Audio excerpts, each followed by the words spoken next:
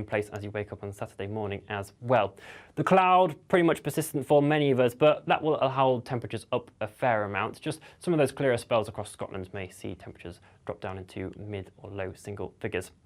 Saturday then looks like a pretty cloudy one for many of us, still with this band of rain in the west, but further patches of drizzle pushing into eastern coastal areas as well. Best of the brightness, northwest England up into western areas of Scotland, where we could see a few brighter, sunnier spells in there. Temperatures around, if not slightly below average for the time of year. Again, highs between 9, maybe 14 degrees Celsius in places. High pressure looks to build as we move into Sunday, and so that's certainly looking to be the better half of the weekend. We just need to watch out for if that will stick around into the new working week, or if other fronts will make their way in. Bye-bye.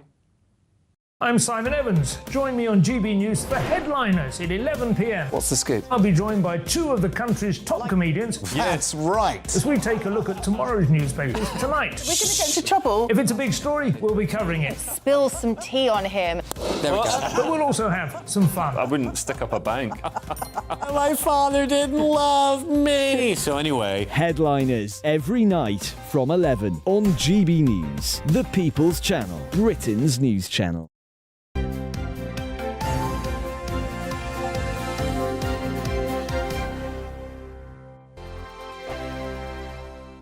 First and foremost, I am a GB News fan, and I was before I was working here. Just love the fact that we're asking the questions that a lot of establishment media won't ask. With a bit of a twist, we not only want to inform you, but we want to keep you entertained. It's worth the drive because you get in and the team's all ready and waiting, they're itching to go, and it's a proper little family. GB News is the People's Channel. It's the audience that makes the programme sing. We're giving our viewers and our listeners a voice. I see the thousands of your letters, tweets, emails, you name it, coming in. Britain is broken. How on earth did we get into this mess? But more importantly, how do we get out of it? The establishment had their chance. Now we're here to represent you. It's time for something different. It's time for GB News. I'm very patriotic. I believe in Britain. Our best days lie ahead. Britain's watching. Britain's watching. Join us here on GB News. The People's Channel. Britain's news channel. I'm Andrew Doyle. Join me at 7 o'clock every Sunday night for Free Speech Nation, the show where I tackle the week's biggest stories in politics and current affairs with the help of my two comedian panellists and a variety of special guests. Free Speech Nation, Sunday nights from 7 on GB News, the People's Channel, Britain's news channel. Here on GB News Live, we'll be keeping you in the picture, finding out what's happening across the country and finding out why it matters to you. We'll have the facts fast with our team of reporters and specialist correspondents. Wherever it's happening, we'll be there from 12 noon on TV, radio and online. GB News, the People's Channel, Britain's news channel. I'm Michael Portillo. Join me on GB News on a Sunday morning for topical discussion, debate, arts and culture, and sometimes even some ethical dilemmas. I don't always agree with you, Michael. Michael Portillo, Sundays on GB News, the People's Channel, Britain's news channel. Hello, I'm Michelle Dewberry, and you can join me every weekday 6 till 7 on Jubes and Kerr. You're an inspiration to us all. Clip that bit up. Well, you are. That's my ringtone. My political ambitions are, those days are gone, I can tell you. She's only teasing. Go on. He's probably going to want to lay down now. I'll give him 2 minutes to have one. Let's respectfully disagree. That's what we like. Absolutely. On Jubes and Kerr. Come and join us. GB News, the People's Channel. Michelle Dewberry, weekday evenings at 6 o'clock. I'm Simon Evans. Join me on GB News for Headliners at 11 p.m. What's the scoop? I'll be joined by two of the country's top comedians. That's right. As we take a look at tomorrow's newspapers tonight. We're going to get into trouble. If it's a big story, we'll be covering it. Spill some tea on him. There we go. But we'll also have some fun. I wouldn't stick up a bank. My father didn't love me. So anyway. Headliners every night from 11 on GB News, the People's Channel, Britain's news channel. We've got a brand new lineup every Saturday night on GB News. From 6 p.m, I'll give you my unique take on the world today. Then at 7, it's me, Calvin Robinson, with my Common Sense Crusade. New to GB News is the Saturday 5. 5 times the opinion. Join us every Saturday from 8 p.m. as we debate the week's stories. With us 4, plus a special guest. And at 9, of course, it's Mark Dolan Tonight. Brand new Saturday nights on GB News, Britain's news channel.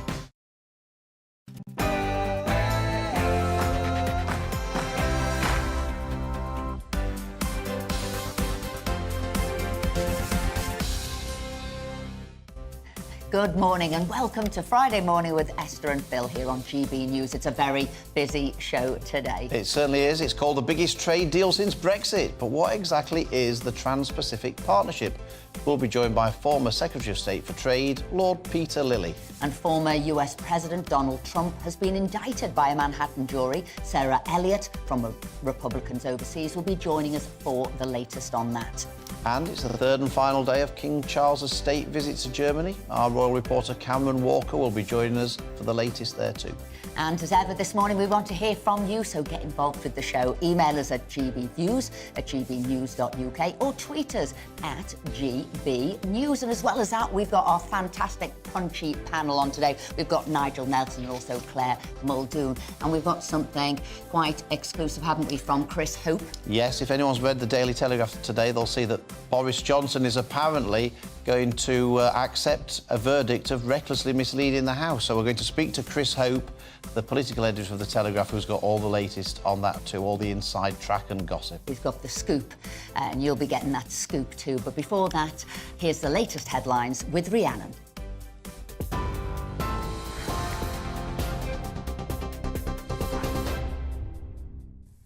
Good morning, it's 2 minutes past 10. Your top stories from the GB newsroom. Britain has joined an 11-nation trans-Pacific bloc in its biggest trade deal since leaving the EU. After nearly 2 years of negotiations, the UK is now part of the Comprehensive and Progressive Agreement for Trans-Pacific Partnership.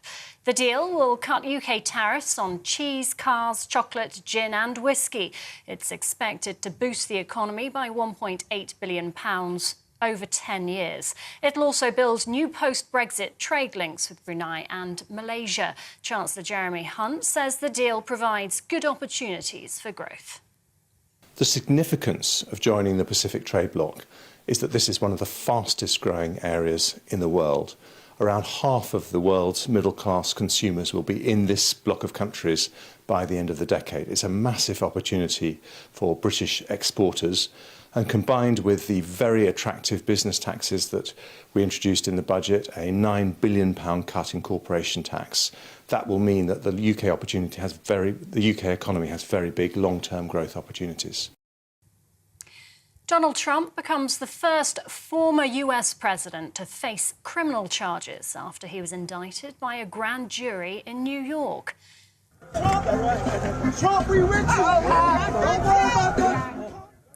Last night, his supporters gathered in front of his Florida estate, Mar-a-Lago. New York prosecutors have been investigating the alleged payment of hush money to an adult film star prior to his election in 2016.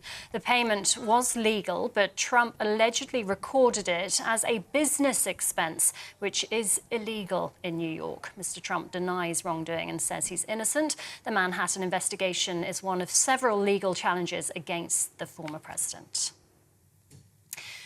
And back here, a review into culture at England's Fire and Rescue Services has found that racist, sexist and homophobic comments have been dismissed as banter. The damning report says behaviours that have gone unchallenged include humiliating new recruits, acting out rape and expecting women to make tea. His Majesty's Inspector of Fire and Rescue Services says the deeply troubling findings at all 44 services in England are shocking and appalling. Holiday seekers could see their Easter plans scuppered after last-ditch talks to halt security guard strikes at Heathrow Airport failed. More than 1,400 Unite members will walk out from Terminal 5 for 10 days from today. The airport says it's drafting in 1,000 extra staff to help passengers. The Independent's travel correspondent Simon Calder says more BA flights have been cancelled overnight. What we've seen is British Airways actually putting in over 70 cancellations. We knew there were going to be 32 ahead of this strike, basically to reduce the pressure on the security search area. British Airways will be cancelling flights throughout the 10 days, but it's going to be this weekend where we really see how much disruption this is causing. Around 1.7 million workers are set to benefit from a national minimum wage increase from tomorrow. Workers aged 23 and over will now get a 92p rise, taking the minimum wage to £10.42 per hour. Think tank The Resolution Foundation has called it the biggest annual cash rise in the 24-year history of the minimum wage. MP Kevin Hollenrake says it'll benefit both workers and employers. 9.7% increase, very substantial increase, £10.42 per hour minimum wage, really massive progress we've made in this area, one of the highest minimum wage rates in Europe, really good for workers and good for attracting more people back into the workplace, so good for employers too. NATO chief Jens Stoltenberg says Finland will formally join NATO in the coming days. It's after Turkey approved a bill to allow Finland to join the alliance. Any NATO expansion needs the support of all its members. Turkey was the last to ratify the membership. Sweden's still being blocked by Ankara. Finland and Sweden applied to join the alliance last year in response to Russia's invasion of Ukraine. And the King and Queen Consort finished their three-day state visit to Germany today with a focus on World War II. Yesterday in Berlin, the King had a hands-on experience in cheese making, whilst the Queen Consort Camilla enjoyed a visit to a local opera house. Today, the royal couple are in Hamburg to remember those killed in the 1943 Allied bombing. They'll also pay respects to the Kindertransport, an organised rescue effort for more than 10,000 Jewish children from Nazi-controlled territory. This is GB News. We'll bring you more as it happens now, though. It's back to Esther and Philip.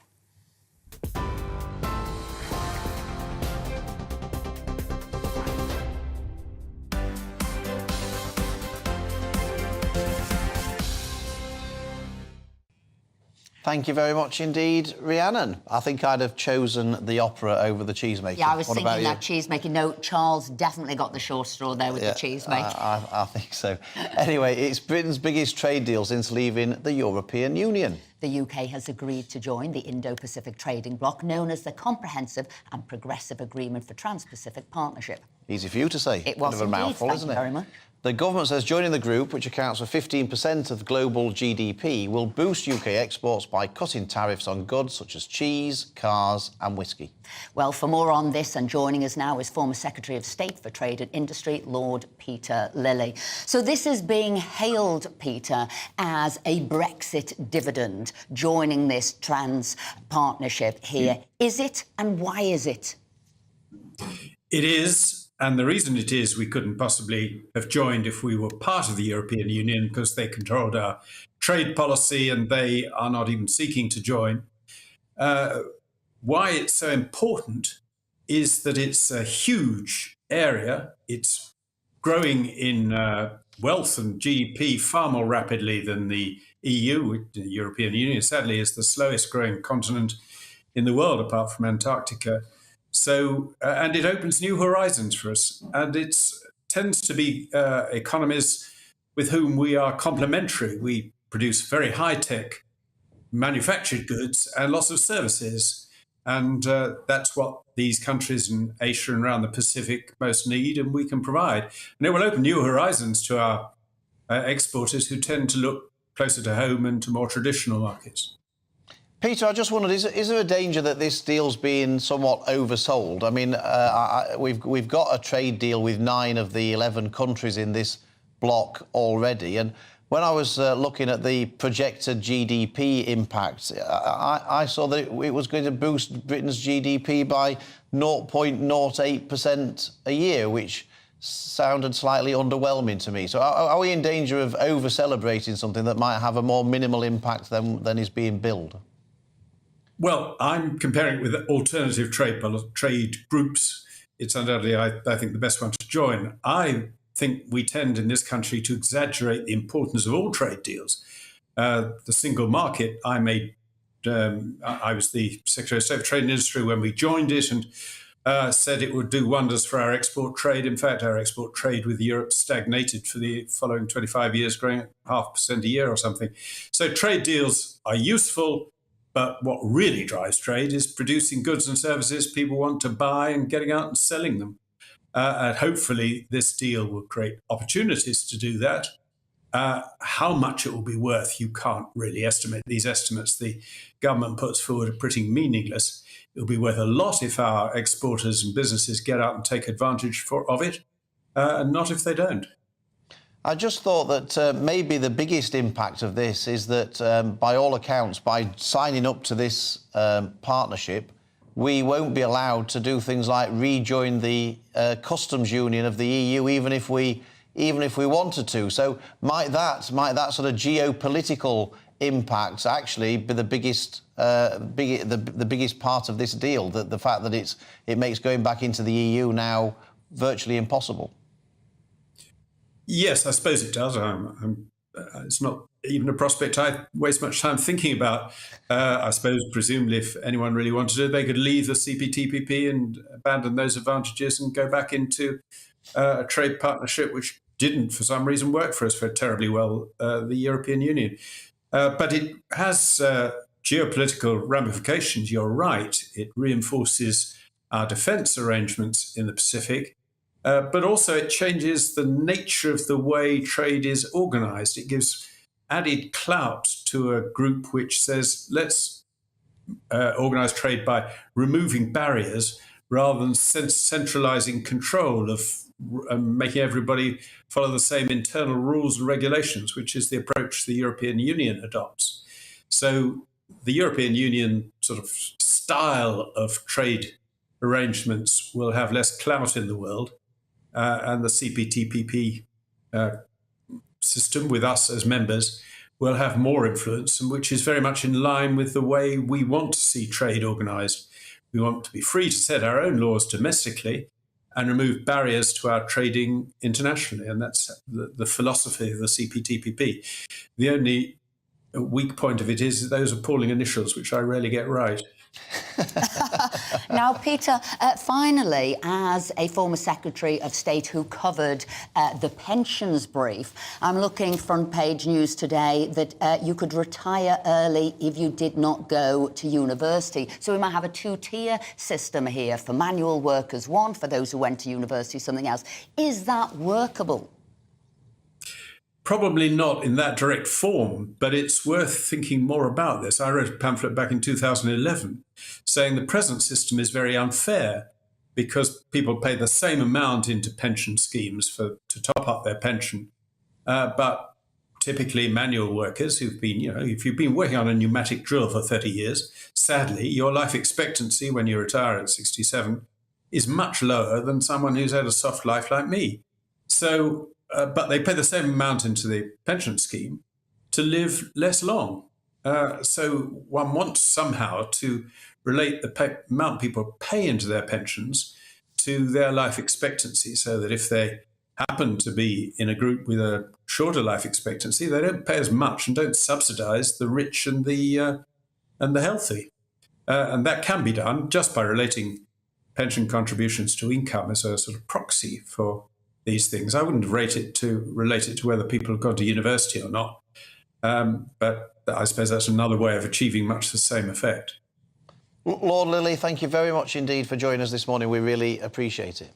Thank you. Now to the US, where former President Donald Trump has been indicted by a Manhattan grand jury, a historic reckoning after years of investigations into his personal, political and business dealings. The exact nature of the charges are unclear as the indictment remains under seal, but they stem from payments made during the 2016 presidential campaign to silence claims of an extramarital sexual encounter. Well, joining us now to discuss this is Sarah Elliott, spokesperson for Republicans Overseas UK. So, whilst Trump might have been expecting the judgment, was he expecting it so quickly? I think so. I mean, last week, I think it was 2 weeks ago, he was expecting the indictment and was revving everybody up and doing fundraising around it. But he has a lot of other cases as well coming his way, of which this could be not the only indictment he faces. I mean, do you see this as being overtly political, or do you see this as being a reasonable reading of the legal situation in New York? I mean, as somebody who is supporting Ron DeSantis in the primary personally, I'm not a Trump supporter anymore, but I do see this as political prosecution. I see this as somebody who's weaponizing the law to go after a political opponent of the current sitting president. And not only is this unprecedented in putting an indictment forward to a former U.S. president, this is also someone who's running again in 2024 against what appears to be Joe Biden. And it is a wonderful way to keep your number one boogeyman in the limelight, in the media to talk about, and for Democrats to define their opponent, to define Republicans as still the party of Donald Trump. And this will, of course, help Donald Trump. It will do the desired effect. It will have the MAGA base will get around him. People who are on the fence about him will kind of go, this is just not right. Because, the district attorney of Manhattan is a Democrat named Alvin Bragg. His predecessor chose not to prosecute Trump under this because it was such a flimsy reading of the law. And it's very unlikely anything will come out of this. And so I just think it's a horrible precedent for the United States that you could have opposite political party going after a former president and future candidate. Will it be a fair trial, Sarah? Will it be a fair trial?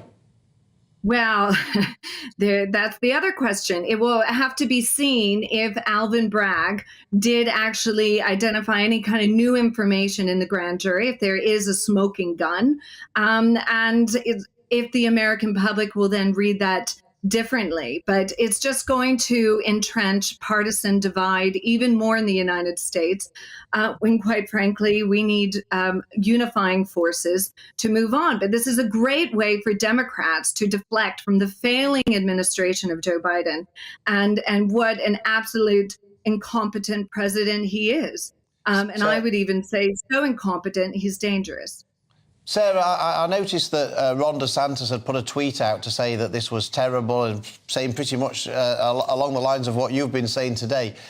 I just wondered, if people were being cynical, is Ron DeSantis seeing this as a great political opportunity to try and win round a lot of those Trump supporters by going out publicly and criticising this decision? Could that work in Ron DeSantis' favour? Because by all accounts, he seems to be trailing Donald Trump in the Republican primaries. No, I actually think this doesn't help DeSantis. This keeps Donald Trump's name in the media, and the attention is all about the Donald. It's not about DeSantis. I really commend the governor of Florida for saying he won't extradite the former U.S. president to Manhattan or to New York State if they were asked. And it becomes definitely a battle between New York and Florida. What's also really ironic is that the former governor of New York, Andrew Cuomo, has said he doesn't think there's any merit to this case. A Democrat is saying that, and several other Democrats have said it as well. And it just becomes this routine thing where when your political opponent is in office, you try and trip him up and put him in jail. In fact, they're trying to put Donald Trump in jail for this illegal mishandling of campaign finance money, which has never been done before either. In this particular case, it's usually treated as a lesser offense, and they're making it now a felony, which does require jail. Thank you very much indeed for joining us this morning. Brilliant insight there. And whilst it doesn't disqualify Trump from running, I'm just wondering whether it will knock him off course if he'll decide, the pressure is too much, if he's arrested, the humiliation of it all. I don't think Donald Trump gets humiliated, does he? I mean, he defies political gravity, doesn't he? The more scandal there is, the more he goes up in the opinion polls, the more, the more times the Democrats sort of indict him and all this kind of stuff, the more he gets more popular amongst Republicans. It seems to... I heard... He defies gravity. Although we knew this was coming, they were shocked by the speed. They weren't expecting it so quickly, and they were huddled round a table getting all of their stories right last night. Anyway, don't forget to email us your thoughts, gbviews@gbnews.uk. Plenty more still to come on this Friday morning with Esther and Phil, including car manufacturers that have been told electric vehicles must make up a fifth of their sales next year. Is that possible? Is that plausible? Is that workable? We want to hear from you. Stay with us.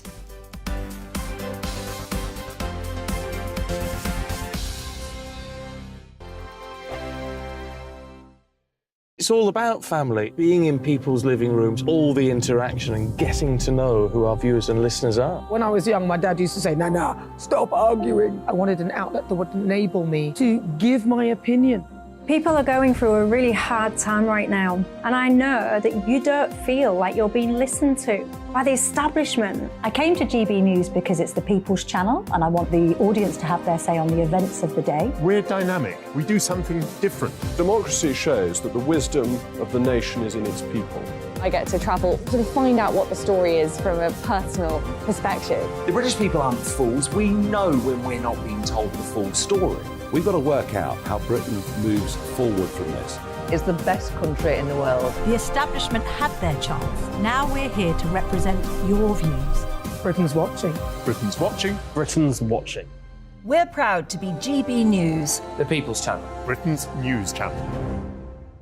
Hello, I'm Michelle Dewberry, and you can join me every weekday 6 till 7 on Jubes and Kerr. You're an inspiration to us all. Clip that bit up. Well, you are. That's my ringtone. My political ambitions are, those days are gone, I can tell you. She's only teasing. Go on. He's probably going to want to lay down now. I'll give him 2 minutes to have one. Let's respectfully disagree. That's what we like on Jubes and Kerr. Come and join us. GB News, the People's Channel. Michelle Dewberry, weekday evenings at 6 o'clock. Start the day with GB News. We catch up on all the big stories you didn't hear the night before. And take a look at what the world's talking about this morning. That's right, Monday to Thursdays from 6 o'clock. It's Breakfast with Eamon and Isabel. Straight after breakfast, join us, Bev Turner and Andrew Pearce. We're going to take you through till noon. We'll be tackling the big topics of the day, including the things that the other channels just won't talk about. If it's happening here. Wake up to mornings on GB News, the People's Channel. Britain's news channel. I'm Simon Evans. Join me on GB News for Headliners at 11 p.m. What's the scoop? I'll be joined by 2 of the country's top comedians. That's right. As we take a look at tomorrow's newspapers tonight. We're going to get into trouble. If it's a big story, we'll be covering it. Spill some tea on him. There we go. But we'll also have some fun. I wouldn't stick up a bank. My father didn't love me. So anyway, Headliners every night from 11 on GB News, the People's Channel, Britain's news channel. We've got a brand new lineup every Saturday night on GB News. From 6 p.m, I'll give you my unique take on the world today. Then at 7, it's me, Calvin Robinson, with my Common Sense Crusade. New to GB News is the Saturday 5. 5 times the opinion. Join us every Saturday from 8 p.m. as we debate the week's stories. With us 4, plus a special guest. And at 9, of course, it's Mark Dolan Tonight. Brand new Saturday nights on GB News, Britain's news channel.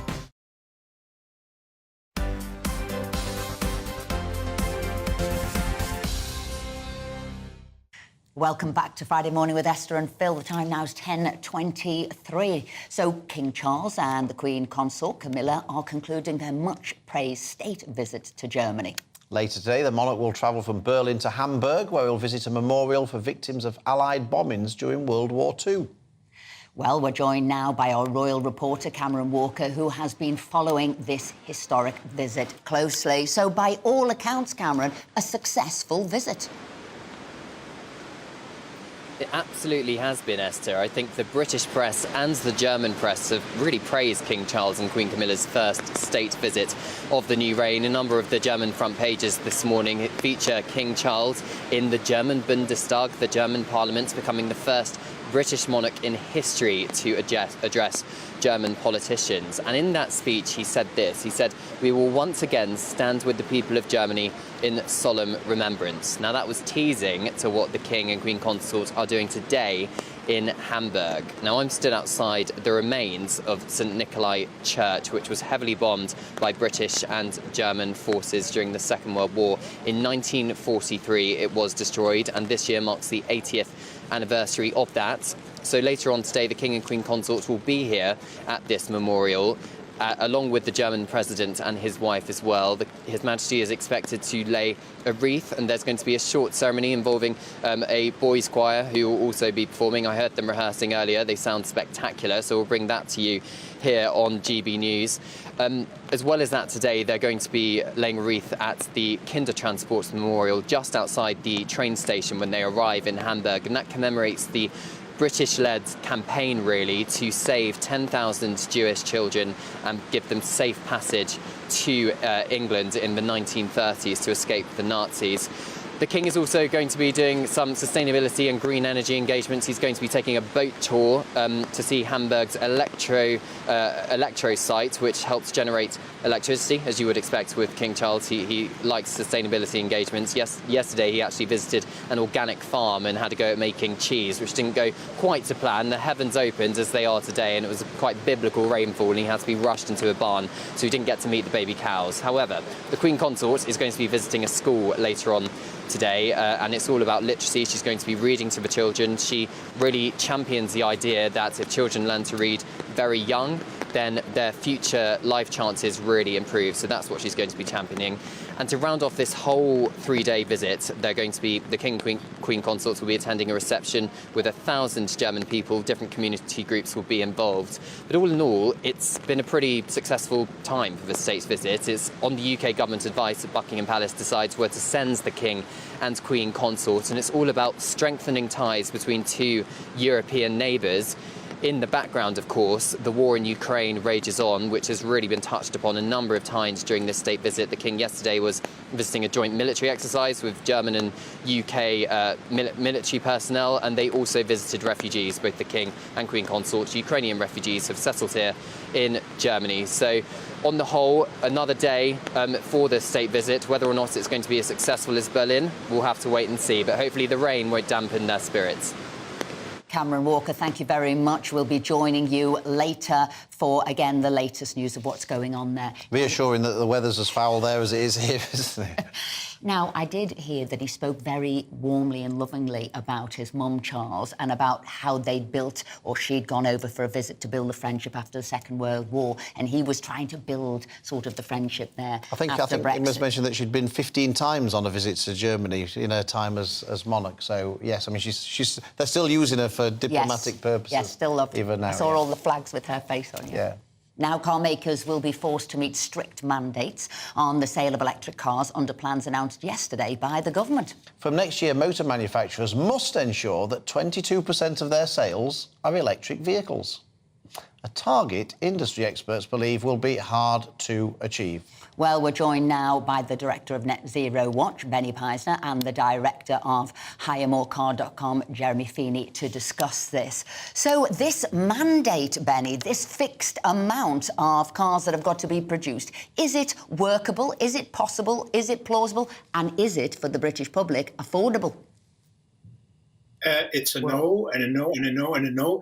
It's a bit like, the 5-year plans in the Soviet Union. It's a bit like that. They always, had these plans. They never achieved, and eventually it totally collapsed.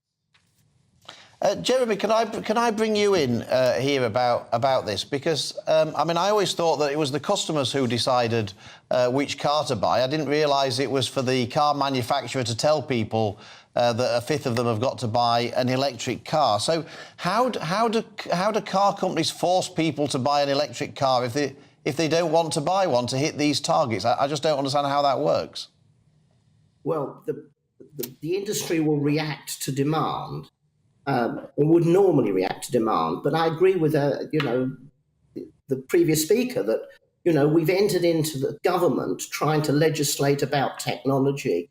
And it's impinging on freedom to a certain extent, because a lot of the take-up on electric cars are people who have company cars, and there is a big tax advantage if you have a company car and it's electric.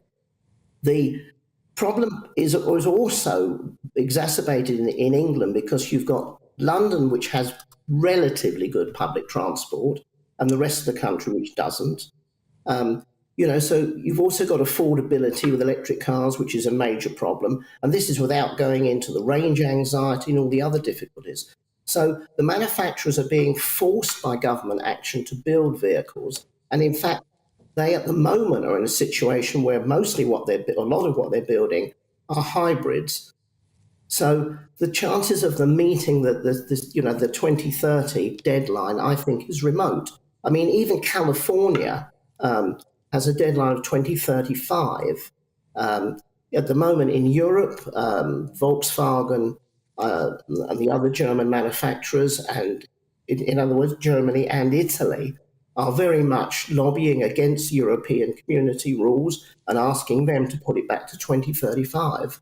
Benny, can I ask a question there as well? You've seen now the German car industry is actually fighting back, saying this isn't possible, this isn't plausible, and they've managed to get the EU to backtrack. Will this happen eventually here in the UK too? Is this the way forward, to actually say what we can do with technology and not government telling you what you can do with technology? That's a good question. Well, if the government here sticks to its plan, then you can essentially forget the British car industry, because, if Britain is the only country to go down that route, and even the EU is now U-turning and essentially giving up on the ban on combustion engine cars. Well, if Britain goes it alone, then Britain will pay the price and the car industry will be gone within years.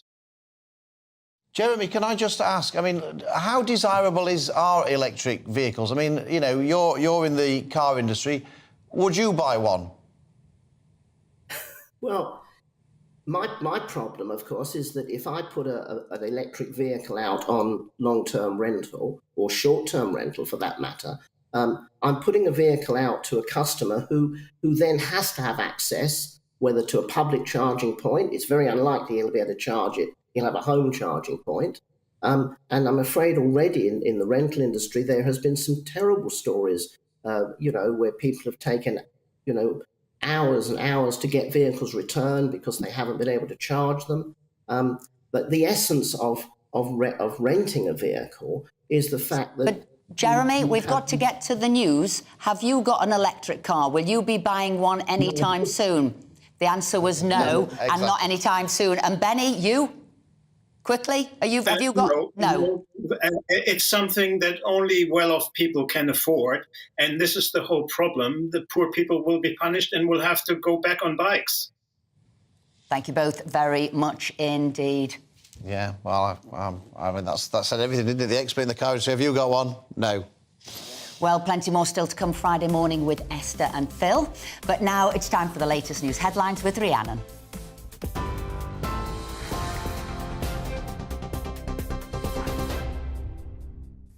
Good morning, it's exactly 10:33, your top stories from the GB newsroom.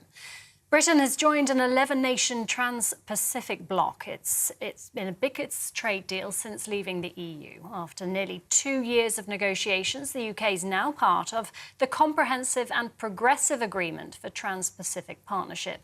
The deal will cut UK tariffs on cheese, cars, chocolate, gin and whiskey. It's expected to boost the economy by £1.8 billion over 10 years. It'll also build new post-Brexit trade links with Brunei and Malaysia. Donald Trump becomes the first former US president to face criminal charges after he was indicted by a grand jury in New York. Last night, his supporters gathered in front of his Florida estate, Mar-a-Lago. New York prosecutors have been investigating the alleged payment of hush money to an adult film star prior to his election in 2016. The payment was legal, but Trump allegedly recorded it as a business expense, which is illegal in New York. Mr. Trump denies wrongdoing and says he's innocent. Around 1.7 million workers are set to benefit from a national minimum wage increase from tomorrow. Workers aged 23 and over will now get a 92p rise, taking the minimum wage to £10.42 an hour. Think tank The Resolution Foundation has called it the biggest annual cash rise in the 24-year history of the minimum wage. And the King and Queen consort closed their 3-day state visit to Germany today with a focus on World War II. Yesterday in Berlin, the King had a hands-on experience in cheesemaking. The Queen consort Camilla enjoyed a visit to a local opera house. Today, the royal couple are in Hamburg to remember those killed in the Allied bombing of 1943 and to celebrate the Kindertransport, which saved thousands of Jewish children from the Nazis. TV, online, DAB+ radio and on TuneIn. This is GB News. Now it's back to Esther and Philip.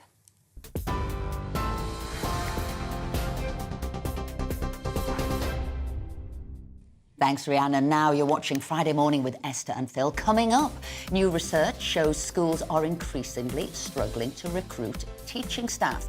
And there's a huge increase in vacancies. I remember when it was those long summer holidays that would pull people in to be teachers. Not now. Anyway, we'll have the full details when we return, so stay with us.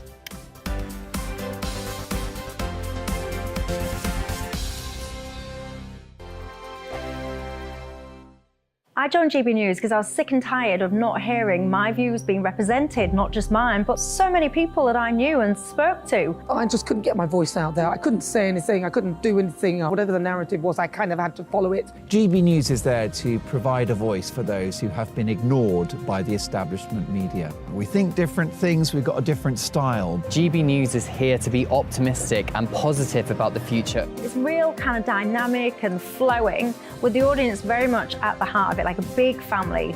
Here at GB News, we talk about the things that matter to you. Hearing the voices from right across our towns and cities, especially our towns. All sides of the argument represented with a heavy dose of opinion. We're on a mission here to make a difference. And the GB News family really is here for you, and whatever time of day you can watch or listen. Britain's watching. Britain's watching.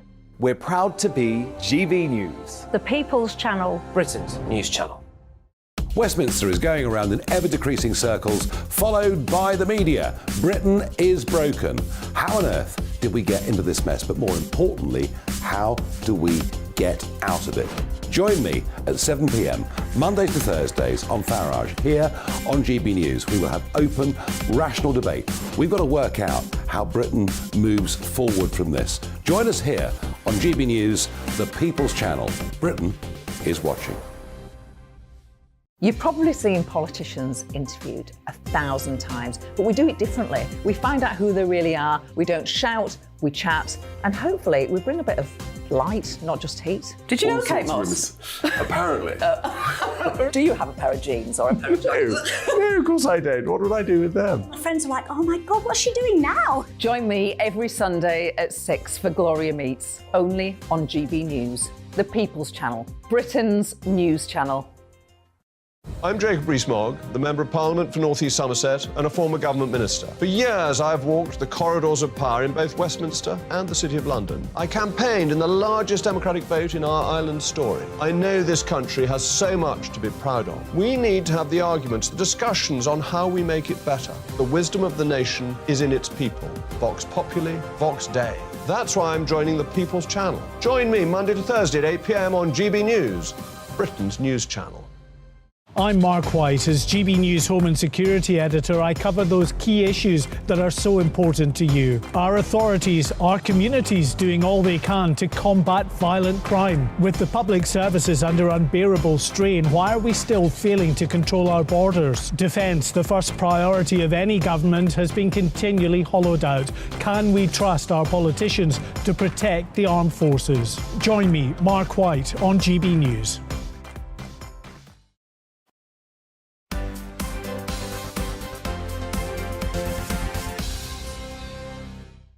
Welcome back. It's 10:38. Now, schools are increasingly struggling to recruit teaching staff amid a huge increase in vacancies, new research has shown. The Recruitment and Employment Confederation said there were almost 40,000 job vacancies in nursery, primary and secondary schools, a double-digit percentage rise over the past few weeks.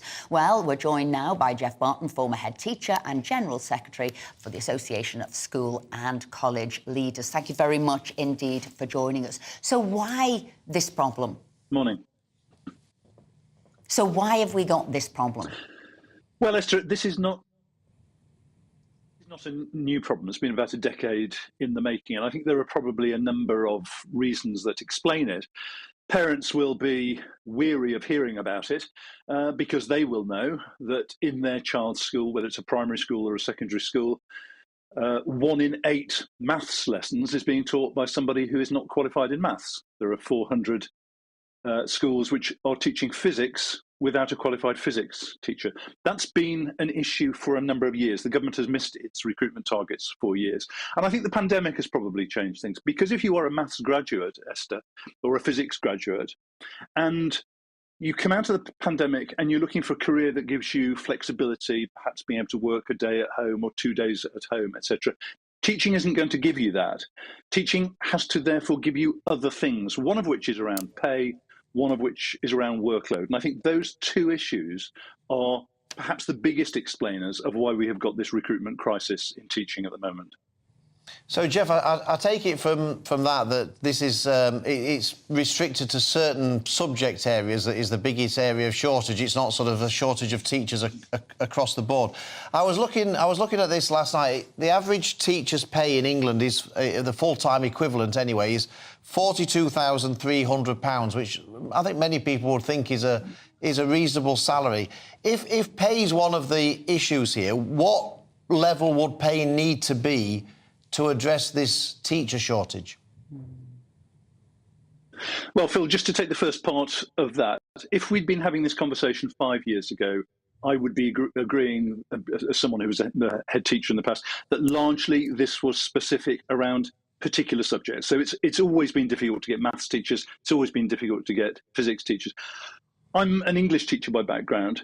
It is proving incredibly difficult to get English teachers now. Indeed, pretty much every subject, and indeed primary teachers. The government has missed its primary target. So something is going on across the board. And I do think that takes us back to what is it that graduates expect. Now, in fairness, in their last manifesto, the government said that they would increase the starting salary for teachers to £30,000.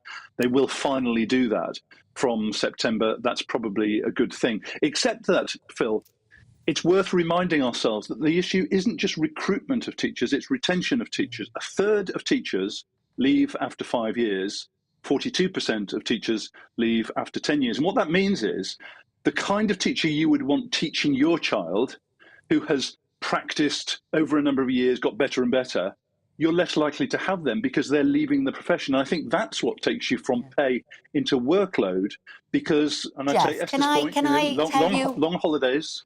Can I tell you why some of my friends are leaving? And they're talking about the behavioural, emotional needs, demands, of the children who are in the class. They're dealing with having to, whether it's take children to the toilet, teach them how to eat with the knife and fork, or they're getting abused. And that's why they're leaving. So what, is this a family problem? Have parents got to get involved here? What can be done to keep teachers in education? Well, I think you're certainly right. Society itself is changing. We're all cross about everything all the time, aren't we? And it means that actually the social contract that parents had with a school, that I as a parent will send my child to school, and largely what I will do if my child is naughty is I will support the school. We are seeing that fragmenting somewhat. We're seeing even the most compliant children pre-pandemic who have come out of it thinking, well, when I was at home, I didn't have to wear school uniform. I could go to the toilet whenever I want to. Sometimes kicking back against some basic expectations in school. So it's become more challenging in terms of behaviour, not across the board, but there is a sense of that. So you take the combination of a pay issue, a workload issue, and behaviour issues in school. I think that helps to explain why we are seeing this problem. I just make one other point. The people I represent are school and college leaders. They feel that what they're having to do is to step into the roles of other people, social workers, mental health specialists, counsellors, because a lot of those services have simply disappeared. And they can't turn their back on vulnerable young people. But I do think we're going to have to look ourselves in the eye and say, what is it we expect our schools to be able to do? Let's resource them properly, and let's make teaching a 21st century profession, partly around pay, partly around workload. Jeff Barton, thank you very much indeed for joining us this morning. We appreciate it. Let's now hear from education commentator Lord Lucas. Lord Lucas, thank you for joining us. I don't know what you made of what Jeff Barton had to say there, but what do you think the government should be doing to tackle this shortage of teachers? Well, I'm a great fan of Jeff Barton. He's been an extraordinarily good part of the education scene since he took on ASCL. So I'm behind him on most of what he says. I think what the government needs to do is redouble its efforts to make things better over the sort of medium and long term. It's very difficult to deal with short-term crises. Actually, in the context of the teaching workforce as a whole, this is absorbable. But getting discipline right, as Jeff said, getting getting us into a position where we are really using educational technology to its best. I mean, Jeff talked about shortage of maths teachers. I mean, almost anything you want to learn now, you can pick up on the internet. There are extraordinarily successful maths programs on the internet. We need to adapt our teaching in schools so that we accept that teachers of maths, teachers of physics are going to get high salaries in the city and industry. It will be hard to find. That we need to really use technology to make. Are we going to have to reshape the way we educate people? If you say people now from maths are going into other jobs, people from physics are going into other jobs. I called when we went into lockdown to have it so we could do proper IT teaching, have the best people, but we might be doing it differently if people aren't wanting to go into school 5 days a week, or if they're going to be working at some IT world or working for Google or something. Are the government going to have to do that? Because the discipline issues is a parent issue. What genuinely can the government do? I think generally the government can set the parameters for it, get the money flowing into it. We need to show schools what can be done. That means setting up really good pilot studies, then taking the technology or the systems out into schools, monitoring what's done. As Jeff said, getting money back into the ancillary services so that a child who starts to have mental health trouble can be picked up, can be dealt with. It doesn't all fall on the teachers. So it's money and determination and long-term plans. But Lord Lucas, thank you very much indeed for joining us there, because we're now joined by broadcaster Claire Muldoon and GB News senior political commentator Nigel Nelson, really to talk about the issues that we've been discussing today. So I don't know if we want to start off with, where should we start, Charles's visit? Charles's visit, why not? That's a good start. It seems to have been well, accepted, both sides. Hugely successful. The fact he got a 2-minute ovation in the German Parliament, that's pretty fantastic. It does seem to me this is what kings are for. They should go out there and schmooze with foreign dignitaries and so on. That's their job. You're there to sell the country, try perhaps, encourage people to do a bit more trade with us and so on. But what I wondered, because as he said, he's slightly political, he loves the diplomacy, he said he's going to be agile and go out there. There he was out in Germany, somebody who loves the environment, talking about cars, just as the German car industry was saying, wait, you're going too fast. We want the EU now to backtrack so we can keep the combustible engine. How would that have gone down? I would think with a wry smile amongst the Germans, I'd imagine. Bear in mind that, in fact, what the EU is actually doing is that their zero emissions target for 2035 is actually the same as ours. There's a slightly different way of getting there, that we're talking about by 2030 everyone must have electric cars, but there'll still be hybrids for another 5 years. Well, they were fighting to keep the combustible engine, not go to electric, and I think that'll have implication on British cars. Well, people can buy that combustible engine elsewhere. That's the thing that's got me going out of what we've covered. Is it? And it also seems to have got some of our viewers going as well. Alan says here, I reckon at least 99.9% of British people think this policy is madness. And Peter says, I work in the motor industry, and from my experience, electric car sales are falling. Claire, what do you make of this, the government telling car manufacturers that they've got to sell 22% of cars of electric? I didn't realise we were living in an almost communist state, or like a, what happened to the free market and consumer choice and all the rest of it? Exactly. And to be honest with you, I don't think that, to coin a phrase, the infrastructure in electric cars is actually there. We don't have the charging points over the country that is required to charge up the vehicles. And if everyone moves to electric cars, will they then stop the ULAs? Will they then stop the LTNs? And don't forget, lots of the government and local authorities gets lots of money from everyone that's fined. And in London, oh, don't worry, they're not going to stop. They're not going to stop charging people. But by the way, what are they going to charge them for then? If the ULAs to raise money. I'm talking about that infrastructure. Scientists across the world have also said, where are those sort of rare earth minerals coming from for the batteries? Yeah. Because there are, there aren't that many. There's a human rights aspect to this as well, with people mining for these batteries in like Congo and the rest of Africa, and indeed in China as well, to get the batteries needed for the cars to run the cars. But let's get back to Charles for a minute. Oh, OK, because you had... Couldn't let go of that story. You wonderfully had Alistair Barford on this morning's breakfast show with Stephen and Isabel, and he, of course, is the new artist that commissioned the beautiful portrait of King Charles with a suit. no pomp and ceremony, no military robes, and no cloak, crown, anything. And he looked like a man who looks very comfortable in his skin, I have to say. And him with Camilla have shown a lovely side to both their relationship and to the future of the monarchy in this country, whatever that may be. I'm sure your viewers will have lots of views on that. But also it's quite nice to touch on the historical significance of Charles's background and Germany. Of course, his father was born in Greece but spoke fluent German because he was German. He was educated in France and Germany. So I think it'd be really nice for him just to go back, and he's fluent in German as well. They say not quite. He only got to speak for 8 minutes out of the 23 or whatever his speech is. Not quite as fluent as his dad, but better than most. More fluent than me. I think better that's more than down to most. German identity and what they think all the time. Everything has to be right. But I do think that does add to a friendship if you're both reaching out and trying to cross that divide and speak one another's language.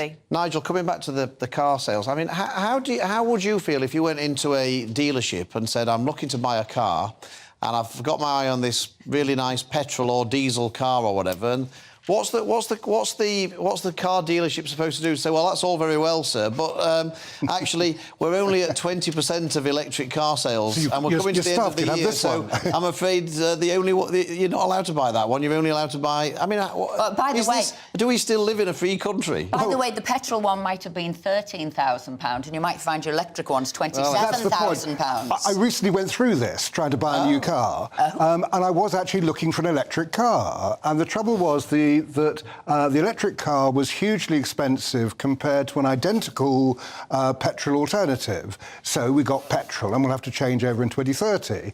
I do think that overall it's quite right to encourage people to use electric cars, because we've all got to, if we believe in climate change and we believe that global warming has to be reduced to 1.5 degrees, we've all got to play our part. That means government, so we need the infrastructure around the country so we can top these things up. It means cheaper cars.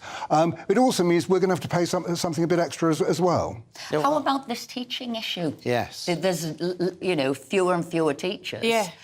40,000 or something like that, vacancies at the moment. And obviously the people leaving the profession. Would you be a teacher? I wouldn't. I don't like children. I have 4 of them of my own, and I really love them. I really do. You feel like a teacher with 4 at home. Yes. However, I think it's a thankless job at the moment. There's far too much admin. There's far too many targets. They are being, as you quite rightly identified, some of your friends are, Esther, they're nurses, they're social workers, they're doctors. They are everything. They're psychologists, they're psychiatrists. They have to be everything to the environment that we have allowed education to become in this country.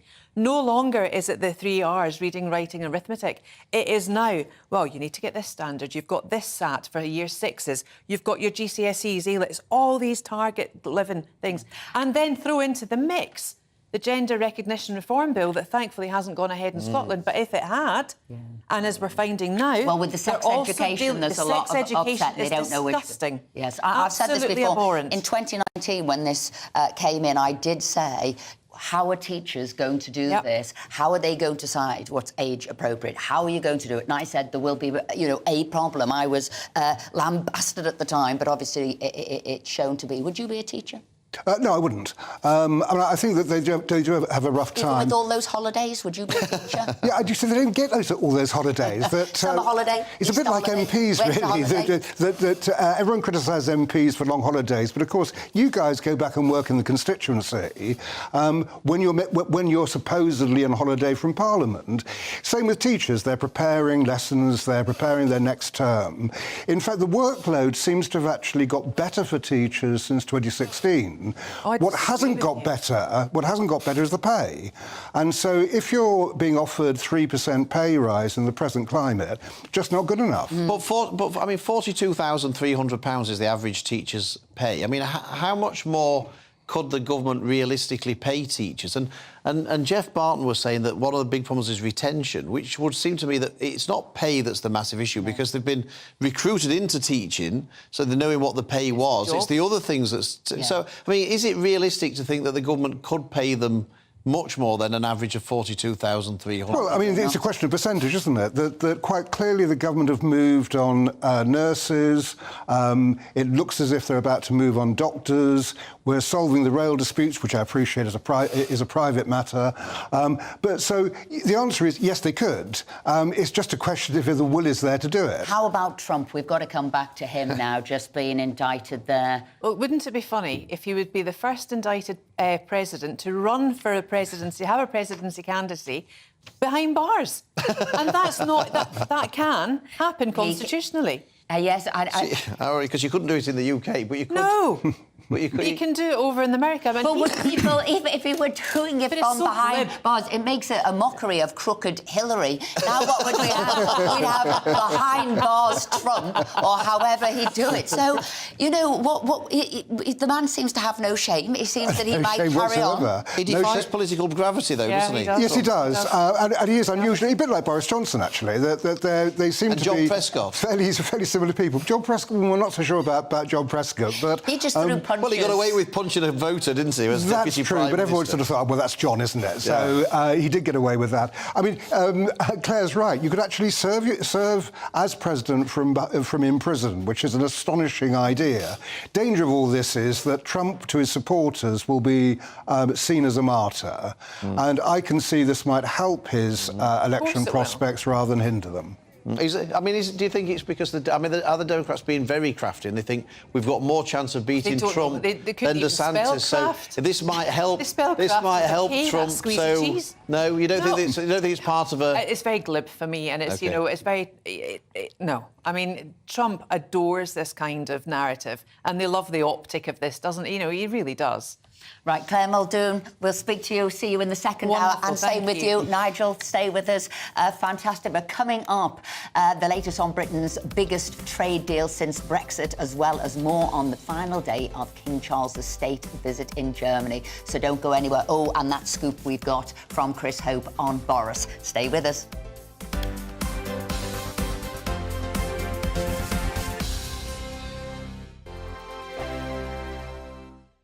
Monday to Thursday nights on GB News. At 6, it's Dubes & Co. 7 o'clock, Farage. At 8, join Jacob Rees-Mogg. And at 9, Dan Wootton Tonight, followed by Headliners. On TV, radio and online. This is GB News. First and foremost, I am a GB News fan, and I was before I was working here. Just love the fact that we're asking the questions that a lot of establishment media won't ask. With a bit of a twist, we not only want to inform you, but we want to keep you entertained. It's worth the drive because you get in and the team's all ready and waiting, they're itching to go, and it's a proper little family. GB News is the people's channel. It's the audience that makes the programme sing. We're giving our viewers and our listeners a voice. I see the thousands of your letters, tweets, emails, you name it, coming in. Britain is broken. How on earth did we get into this mess? But more importantly, how do we get out of it? The establishment had their chance. Now we're here to represent you. It's time for something different. It's time for GB News. I'm very patriotic. I believe in Britain. Our best days lie ahead. Britain's watching. Britain's watching. Join us here on GB News. The People's Channel. Britain's news channel. Join me, Patrick Christie's, Monday to Friday, 3 till 6. We tackle the day's news agenda like you've never seen before. It's high tempo, high octane, the most controversial topics, and the best guests. You will not be able to take your eyes and ears off it. I'm not afraid to ask the questions that you really want answered. 3 till 6 p.m, Monday to Friday on GB News, the People's Channel, Britain's news channel. GB News has its own late-night paper preview show, Headliners, where comedians take you through the next day's top news stories. You don't have to bother reading the newspaper, we've got it covered for you. Headliners, every night at 11 p.m, and repeated every morning at 5 a.m. We won't send you to sleep like some of the other paper review shows out there. GB News, the People's Channel, Britain's news channel. Join me, Camilla Tominey, on Sunday mornings from 9:30, taking the politicians to task and breaking out of SW1 to see how their decisions are affecting you across the UK. Bursting the Westminster bubble every Sunday morning, only on GB News, the People's Channel. Britain's watching. I'm Michael Portillo. Join me on GB News on a Sunday morning for topical discussion, debate, arts and culture, and sometimes even some ethical dilemmas. I don't always agree with you, Michael. Michael Portillo, Sundays on GB News, the People's Channel, Britain's news channel.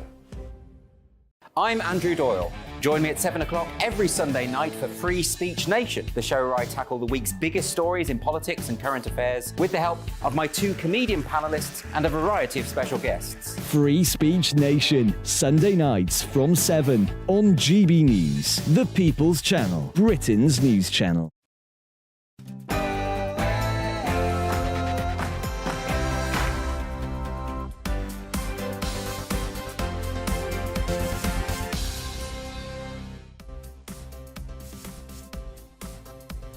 With Esther and Phil here on GB News. It's been called the biggest trade deal since Brexit, but what exactly is the Trans-Pacific Partnership? Former advisor to the UK Secretary of State for International Trade, Shankar Singham, will be joining us to tell us more. And Donald Trump has been indicted by a Manhattan jury. He'll become the first US president to face criminal charges. Professor David Dunn from Birmingham University will be joining us for the latest on that story. And it's the third and final day of King Charles's state visit to Germany. Our royal reporter Cameron Walker's there, and he'll be joining us live from Hamburg. And as ever, we want to hear from you. So get involved with the show. Email us at gbviews@gbnews.uk or tweet us at GBNews. But before we start, here's your latest headlines with Rhiannon.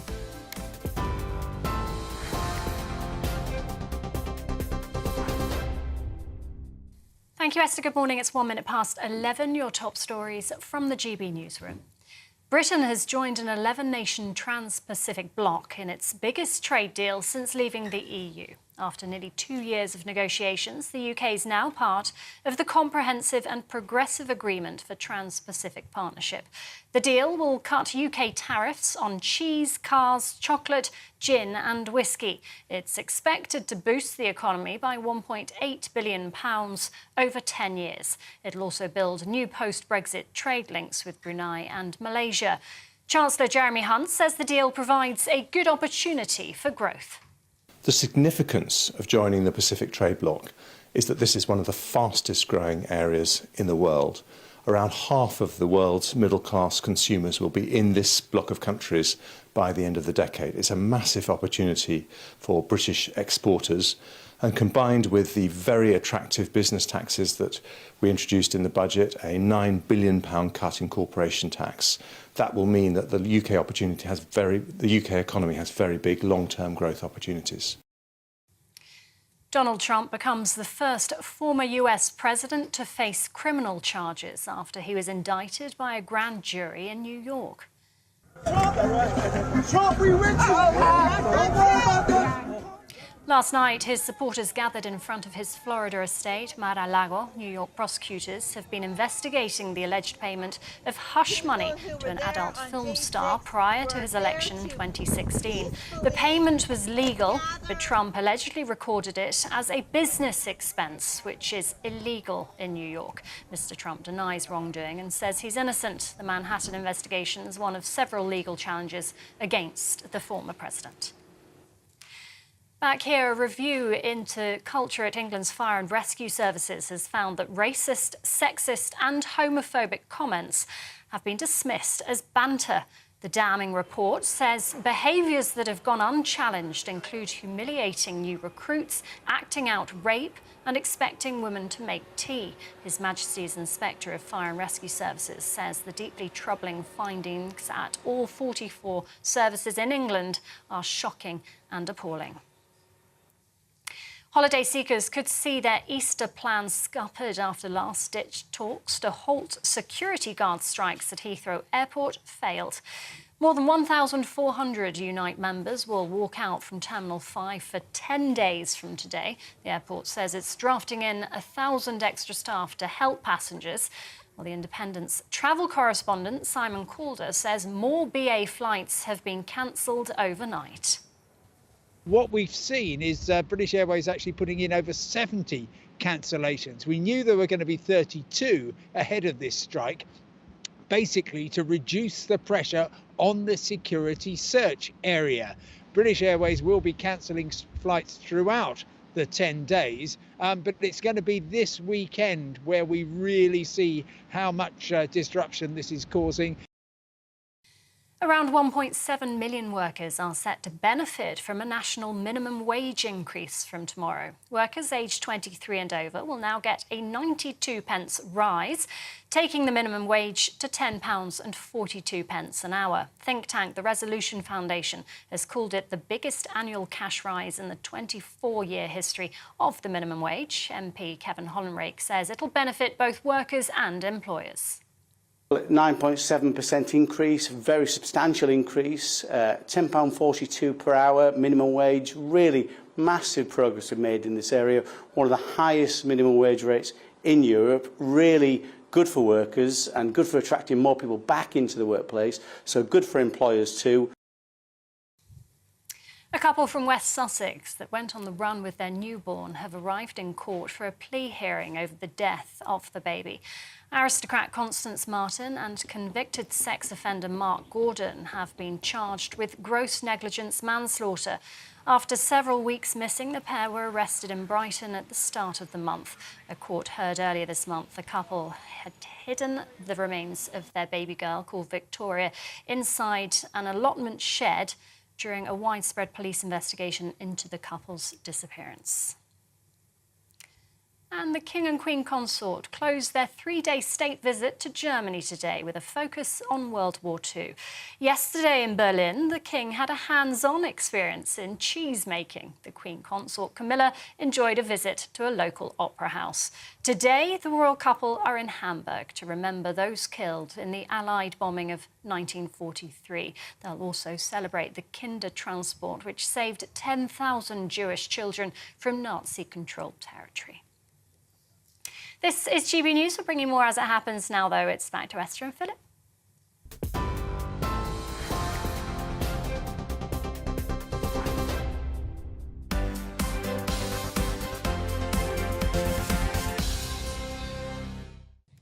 Thank you, Rhiannon. Lots of views have been coming in, particularly about the issue of Trump that Rhiannon was talking about during the news.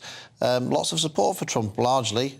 Terry says, I definitely believe this is 100% a political persecution or a witch hunt, for a better want of a better word. That sounds like a witch hunt. Yeah, David says they're on extremely dangerous ground given how this could backfire and create a martyr. But Natalie says it serves Trump right. In my view, he was divisive and achieved nothing. I should say, Julia says here, I just want to say that I really enjoy your shows each Friday and Saturday, and also to say you both look lovely today, a matching pair. Thank you very much, Julia. Can I tell you the time, Julia, that goes into whatever my jacket is, matches his tie. But there's always a mix. Esther then goes rummaging through the ties to try and find a tie of mine that will match what she's wearing. It's always that way round, can I assure you? It's never the other way around. Yeah, he doesn't find a tie and then say, Esther, wear this outfit. No, exactly. Never. Now, it's Britain's biggest trade deal since leaving the European Union. The UK has agreed to join the Indo-Pacific trading bloc known as the Comprehensive and Progressive Agreement for Trans-Pacific Partnership. When it joins, the UK will become the first European country to enter the agreement. The government estimates it will lead to a £1.8 billion boost to the economy in the long run. Well, to discuss this further, we're now joined by former trade advisor to UK Secretary of State for International Trade, Shankar Singh. And so, Shankar, are you delighted with this deal, this partnership? Yes, I am. I think this is a very significant moment. I would say in the global trading system, it's a seismic moment. As you said, it's the first European nation, first non-sort of Pacific country, if you will, to join this trade agreement of 11 countries. And it's a game changer, really, because for our trading partners and for the rest of the world, it's a huge signal that the UK is willing to take a very different path from the one it's been taking for the last sort of 40 plus years. This is a highly liberalising agreement. It is regarded by the world as a plurilateral, which is to say, outside of the WTO, it is a significant grouping of countries that are like-minded, that are committed to open trade and competitive markets and property rights protection. And the UK has essentially said to the world that we want to interoperate with the rest of the world on the basis of open trade, competition, regulatory competition, and mutual recognition, as opposed to harmonization, which is the model that we've previously followed. I just wondered, Shankar, I mean, is this likely to lead to more countries wanting to join the CPTPP? Is this going to be an ever-increasing block of countries, or is it always going to remain a small number? Well, there are already, before the UK acceded, there were a number of countries in the waiting room, as it were. You had Indonesia and Thailand in Asia. You had Uruguay and a number of other Latin American countries wanting to accede. Quite, famously, China and Taiwan are also in the waiting room. But the significant thing is the UK is the first accession country. And so the UK is really demonstrating its global trade leadership. For the rest of the world, they've heard a lot about global Britain. They've heard a lot of the rhetoric. This is the first time the actual execution matches the rhetoric, and it's been noticed. Rahm Emanuel, who was the Obama chief of staff, not necessarily somebody who's going to embrace the UK's global Britain vision, said that this UK accession means that the Indo-Pacific and the Atlantic are, to use his words, singular. I mean, this is a huge event globally, and many more countries will join. Many other countries who are not Pacific nations will also start to join. Might America rejoin? And I think it may. You've already heard voices in the US now saying, well, if the UK's joined, this is an agreement that we were instrumental in the US in setting up. We must rejoin this agreement, and I suspect that the US will rejoin the CPTPP. It might be a few years off, but the pressure on the Biden administration or whoever succeeds them to rejoin the CPTPP will be enormous. And the reason I ask that, Shankar, is because we've been looking at the geopolitical formation. People have seen that Russia's getting closer with China, and we're saying, are other parts of the world now going to form a bloc as a form of political persuasion, not just about trade? Absolutely, and I think this also makes it more likely that the US-UK FTA will again, become a runner. The interesting is combination of this and the Windsor Framework has totally changed the dynamic in the US. I mean, you've got senators putting bills on the floor of the Senate demanding a UK-US FTA. So the pressure will rise for that. And you're absolutely right that there is really a big battle for the world's operating system here going on. You've got China with its cronyist, if you will, model, state-based capitalism, if you want to put it in a slightly more diplomatic way. And you've got a competition-based, quotes, capitalist model that the West has typically followed. And this is the context in which the UK's CPTPP accession, falls. And it will make it a lot easier for us to win that competition, that global competition.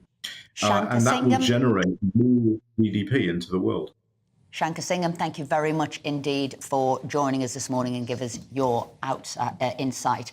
Now to the US, where former President Donald Trump has been indicted by a Manhattan grand jury, a historic reckoning after years of investigations into his personal, political and business dealings. The exact nature of the charges are unclear as the indictment remains under seal, but they stem from payments made during the 2016 presidential campaign to silence claims of an extramarital sexual encounter. Well, joining us now to discuss this is Professor David Dunn of International Politics at the University of Birmingham. So, political witch hunt, is that what this is?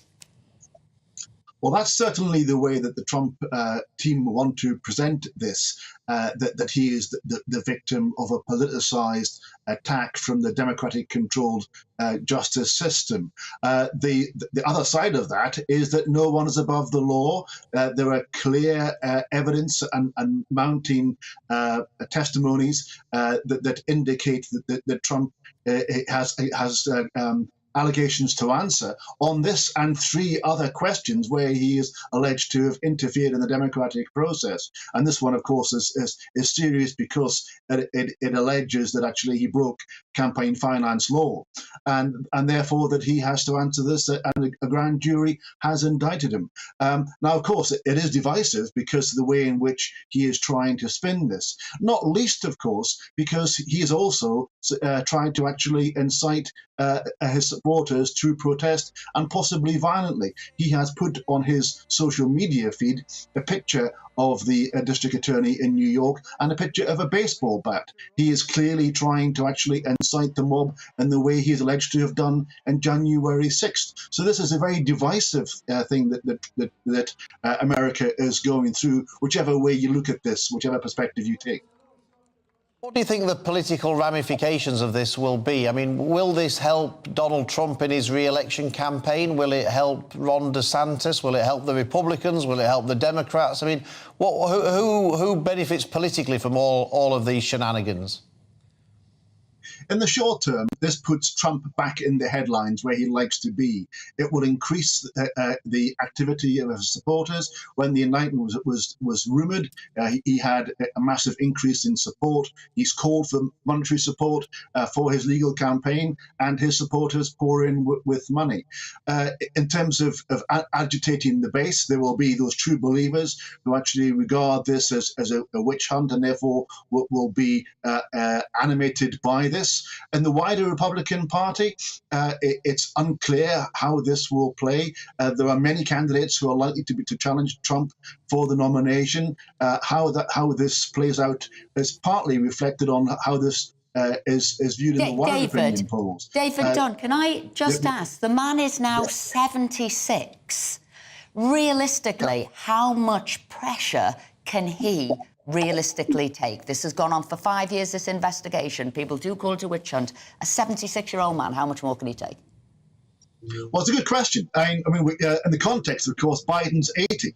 But actually, Trump, remarkably, seems to thrive on this sort of pressure. He actually loves the adulation. He's been described as a narcissist. He loves the attention that this gives him, and he's back in the top of the news cycle, which is where he wants to be. So actually, there are no signs of fatigue on him. But of course, it will be distracting from his attention as he prepares to actually contemplate more rallies and the primary process and the debates later in the year. There are 3 other indictments possible. So actually, he may well find that much of his year is taken up with legal questions that he needs to answer, which would be exhausting emotionally for anybody. But Trump does seem to have a tendency to like this sort of attention. Professor David Dunn, thank you very much indeed for joining us. Now, Britain's economy grew by 0.1% towards the end of 2022, despite wider predictions of a recession. That's according to official figures from the Office for National Statistics, with manufacturing contributing to the growth.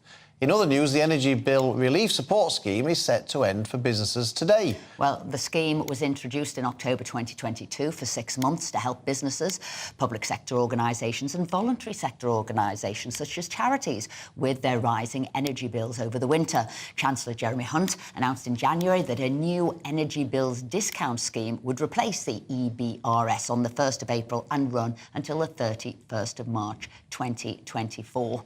Let's cross to Birmingham now, where we're joined by Liam Halligan, GB News economics and business editor, to tell us more. I'm in Victoria Square in the centre of Birmingham. The square's getting a bit of a facelift. You can see behind me the wonderful Birmingham Town Hall, built in 1834 in neoclassical style. Lots of economic news today. GDP has actually increased in the final quarter of last year, and that means that we've avoided recession, which is good news. And one of the reasons we've avoided recession is because British manufacturing has been doing better than expected. And somebody who knows a lot about British manufacturing is here with me, Stephen. They were saying Liam was going to join us. Why didn't someone tell me?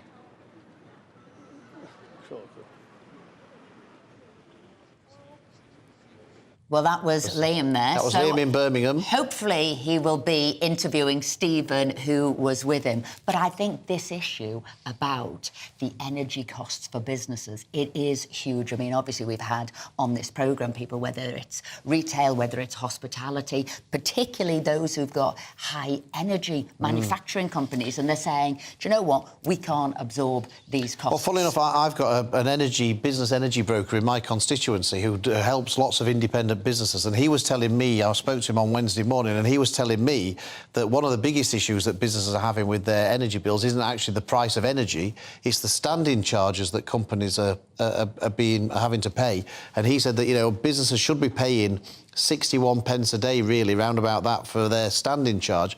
But some energy companies are charging businesses £5 a day as a standing charge, so they're paying over £1,500 a year for their energy bill before they've even started using any energy. Let's get him on the show tomorrow if we can. Well, we to will. talk about that. So, and you're quite right. People say that to me. It's not just the cost of the energy now. It is actually those standing charges. The companies have found a discreet way, as it will, to put an extra £1,500 on bills. So this whole energy situation is huge. I think the other issue is about how long can the government keep subsidising people's energy bills for? I mean, it's been a huge cost, about £100 billion they've spent subsidising. Most people don't know, because they've made it so smooth, the government giving the support with energy. Most people don't actually know how much money the government's given them. They need to know it's hundreds and hundreds of pounds, and people are not saying that. All they're saying now is it isn't enough and we need more.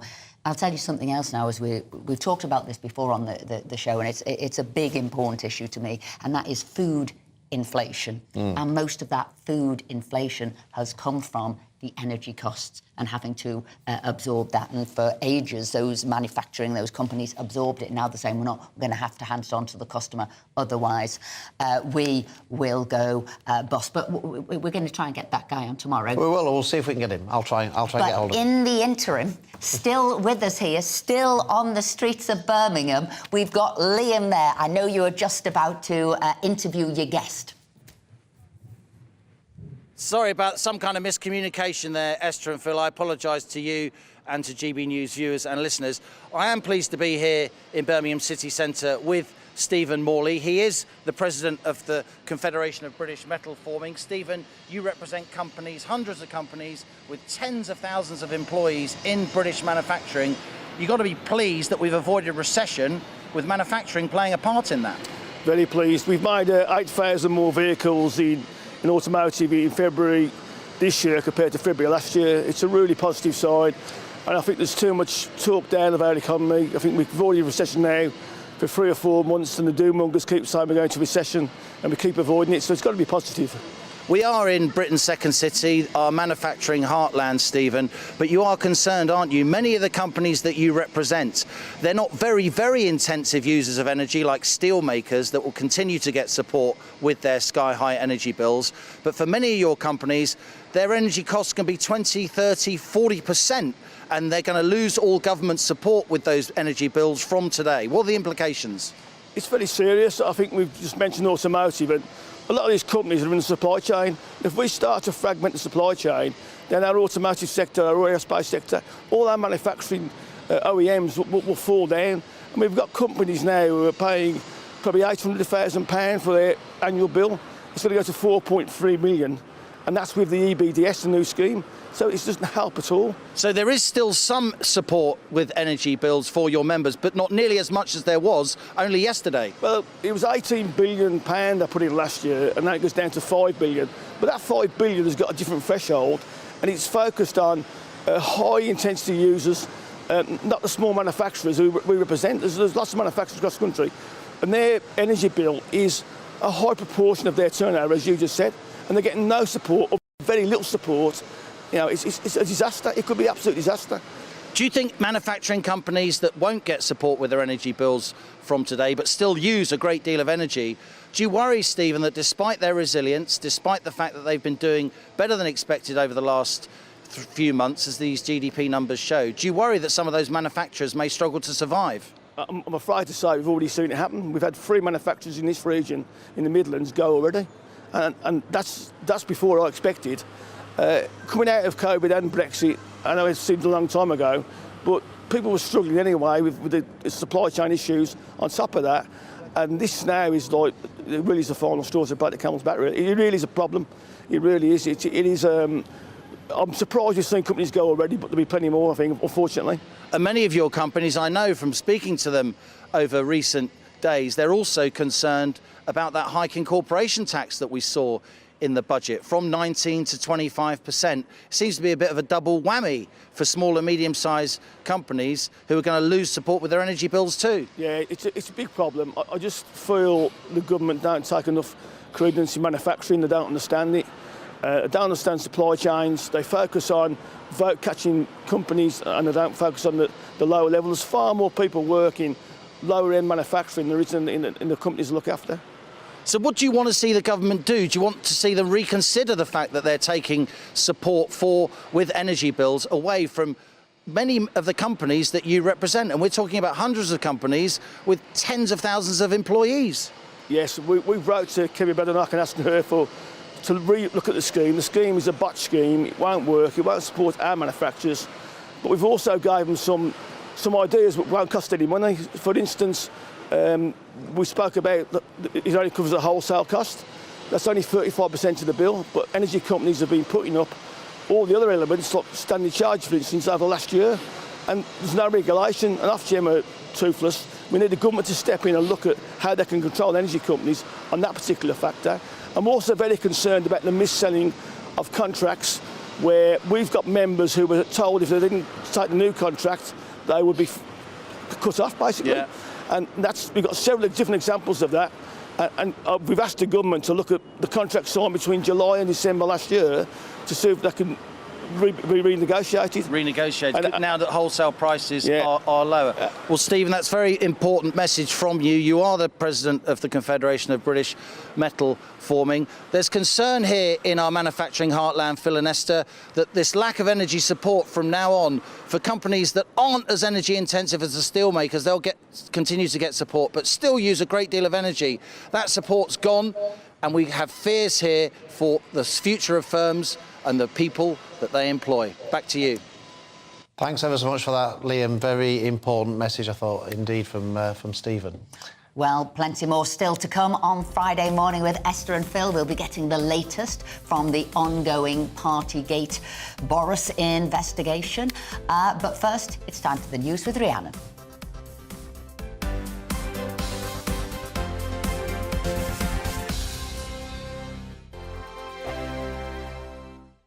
It's all about family, being in people's living rooms, all the interaction and getting to know who our viewers and listeners are. When I was young, my dad used to say, Nana, stop arguing. I wanted an outlet that would enable me to give my opinion. People are going through a really hard time right now, and I know that you don't feel like you're being listened to by the establishment. I came to GB News because it's the People's Channel, and I want the audience to have their say on the events of the day. We're dynamic. We do something different. Democracy shows that the wisdom of the nation is in its people. I get to travel to find out what the story is from a personal perspective. The British people aren't fools. We know when we're not being told the full story. We've got to work out how Britain moves forward from this. It's the best country in the world. The establishment had their chance. Now we're here to represent your views. Britain's watching. Britain's watching. Britain's watching.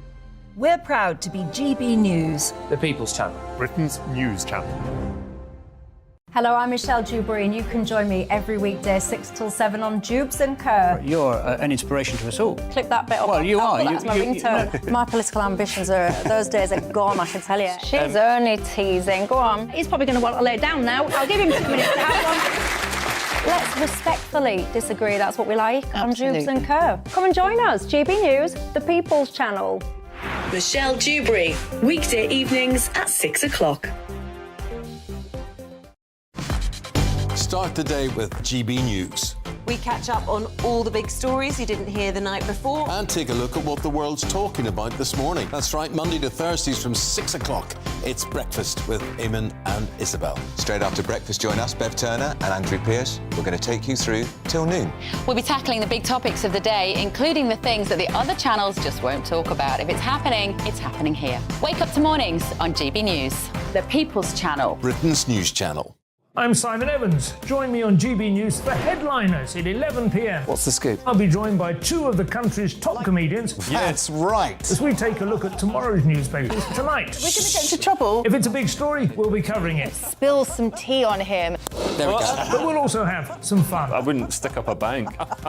My father didn't love me. So anyway. Headliners every night from 11 on GB News, the People's Channel, Britain's news channel. We've got a brand new lineup every Saturday night on GB News. From 6 p.m, I'll give you my unique take on the world today. Then at 7, it's me, Calvin Robinson, with my Common Sense Crusade. New to GB News is the Saturday 5. 5 times the opinion. Join us every Saturday from 8 p.m. as we debate the week's stories. With us 4, plus a special guest. And at 9, of course, it's Mark Dolan Tonight. Brand new Saturday nights on GB News, Britain's news channel.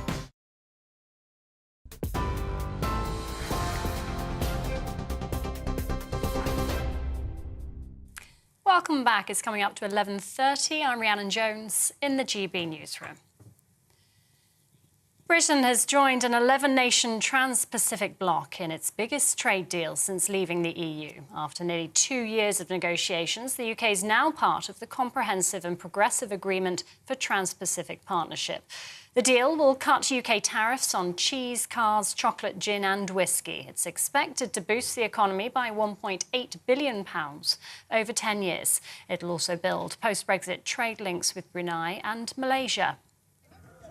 Donald Trump becomes the first former US president to face criminal charges after he was indicted by a grand jury in New York. Last night, his supporters gathered in front of his Florida estate, Mar-a-Lago. New York prosecutors have been investigating the alleged payment of hush money to an adult film star prior to his election in 2016. The payment was legal, but Trump allegedly recorded it as a business expense, which is illegal in New York. Mr. Trump denies wrongdoing. Holiday seekers could see their Easter plans scuppered after last-ditch talks to halt security guard strikes at Heathrow Airport failed. More than 1,400 Unite members will walk out from Terminal 5 for 10 days from today.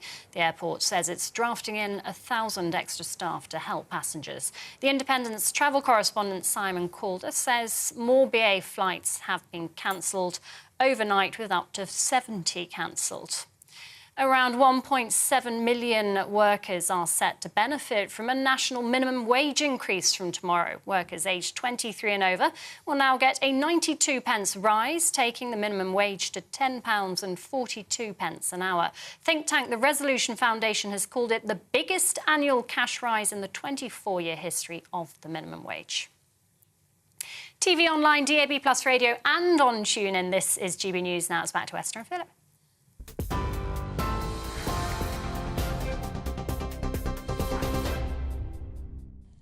Thanks, Rhiannon. Now let's cross live to Hamburg, where the King has just arrived in the city's Danmore station.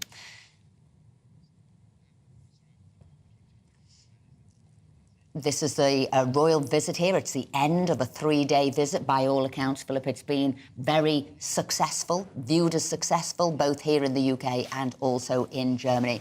And we've got Cameron now, who's there live and can talk us through exactly what's going to happen here in these closing, this closing event.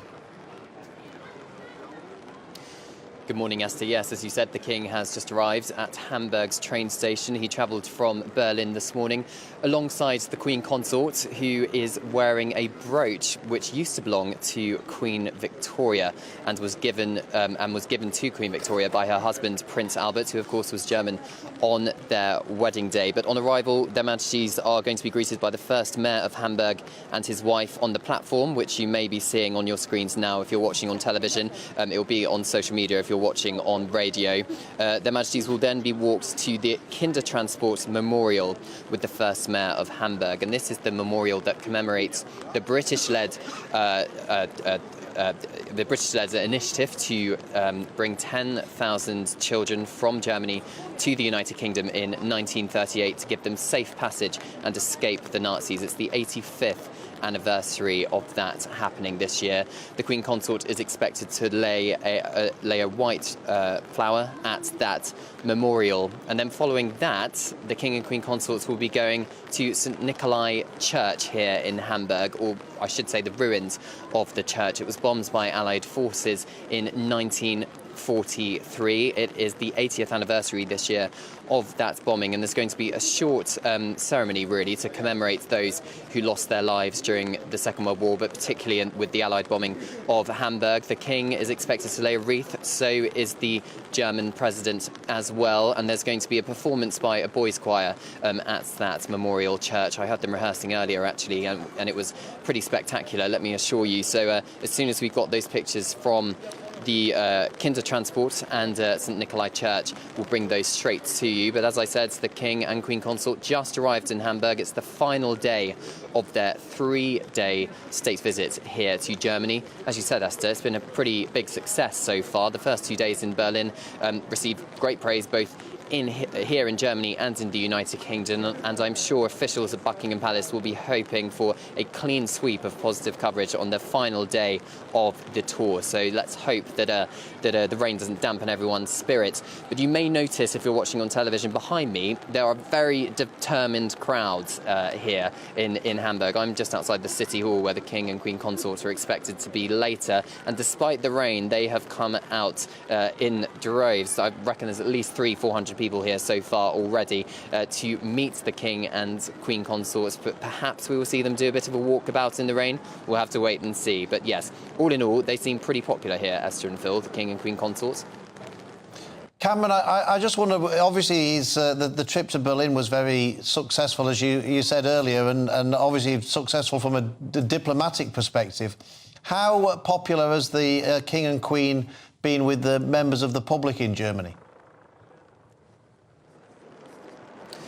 Very popular indeed, Phil. I mean, from day one at the ceremonial welcome at the Brandenburg Gate, of course, it was the first time ever a foreign head of state has been given a ceremonial welcome at that Berlin landmark, which I think just shows the kind of level of importance that the German people have put on this state's visit. And there, again, there were huge droves of crowds who were there to meet the King and Queen Consort. And the King and Queen Consort actually spent a lot of time trying to meet as many people as possible. In fact, they spent more time meeting the public than they did at the actual ceremonial welcome, which happened just moments before. And people were waving German flags, British flags, and of course the number of engagements which the King and Queen Consort had in Berlin. They got to meet more people of the general population.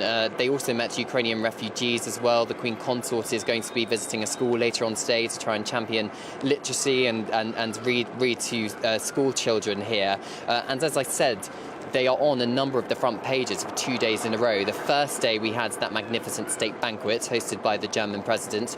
There was a picture of all four of them, the King, Queen Consorts, the German president and his wife outside the Bellevue Palace in Berlin on a number of the front pages. And then again this morning, the King was on the front pages because he became the first British head of state to address the German Bundestag, the German Parliament, and there he spoke of our relationship between Germany and the United Kingdom. He spoke of our trading relationship as well. He commemorated their bravery and their courage in sending military aid to Ukraine as they try and defend their territory, and also spoke of sustainability and, of course, that reconciliation which the two countries have had over the last 80 years since the Second World War. And it's that kind of theme that we're seeing play out today, or we will see play out today here in Hamburg. And Cameron, as you say, well received by the public, well received, I'd say, by the people who matter. There was a couple of parliamentarians on the left side of politics there who didn't think it was an appropriate visit. So well received by the public, it shows they're out of touch, really.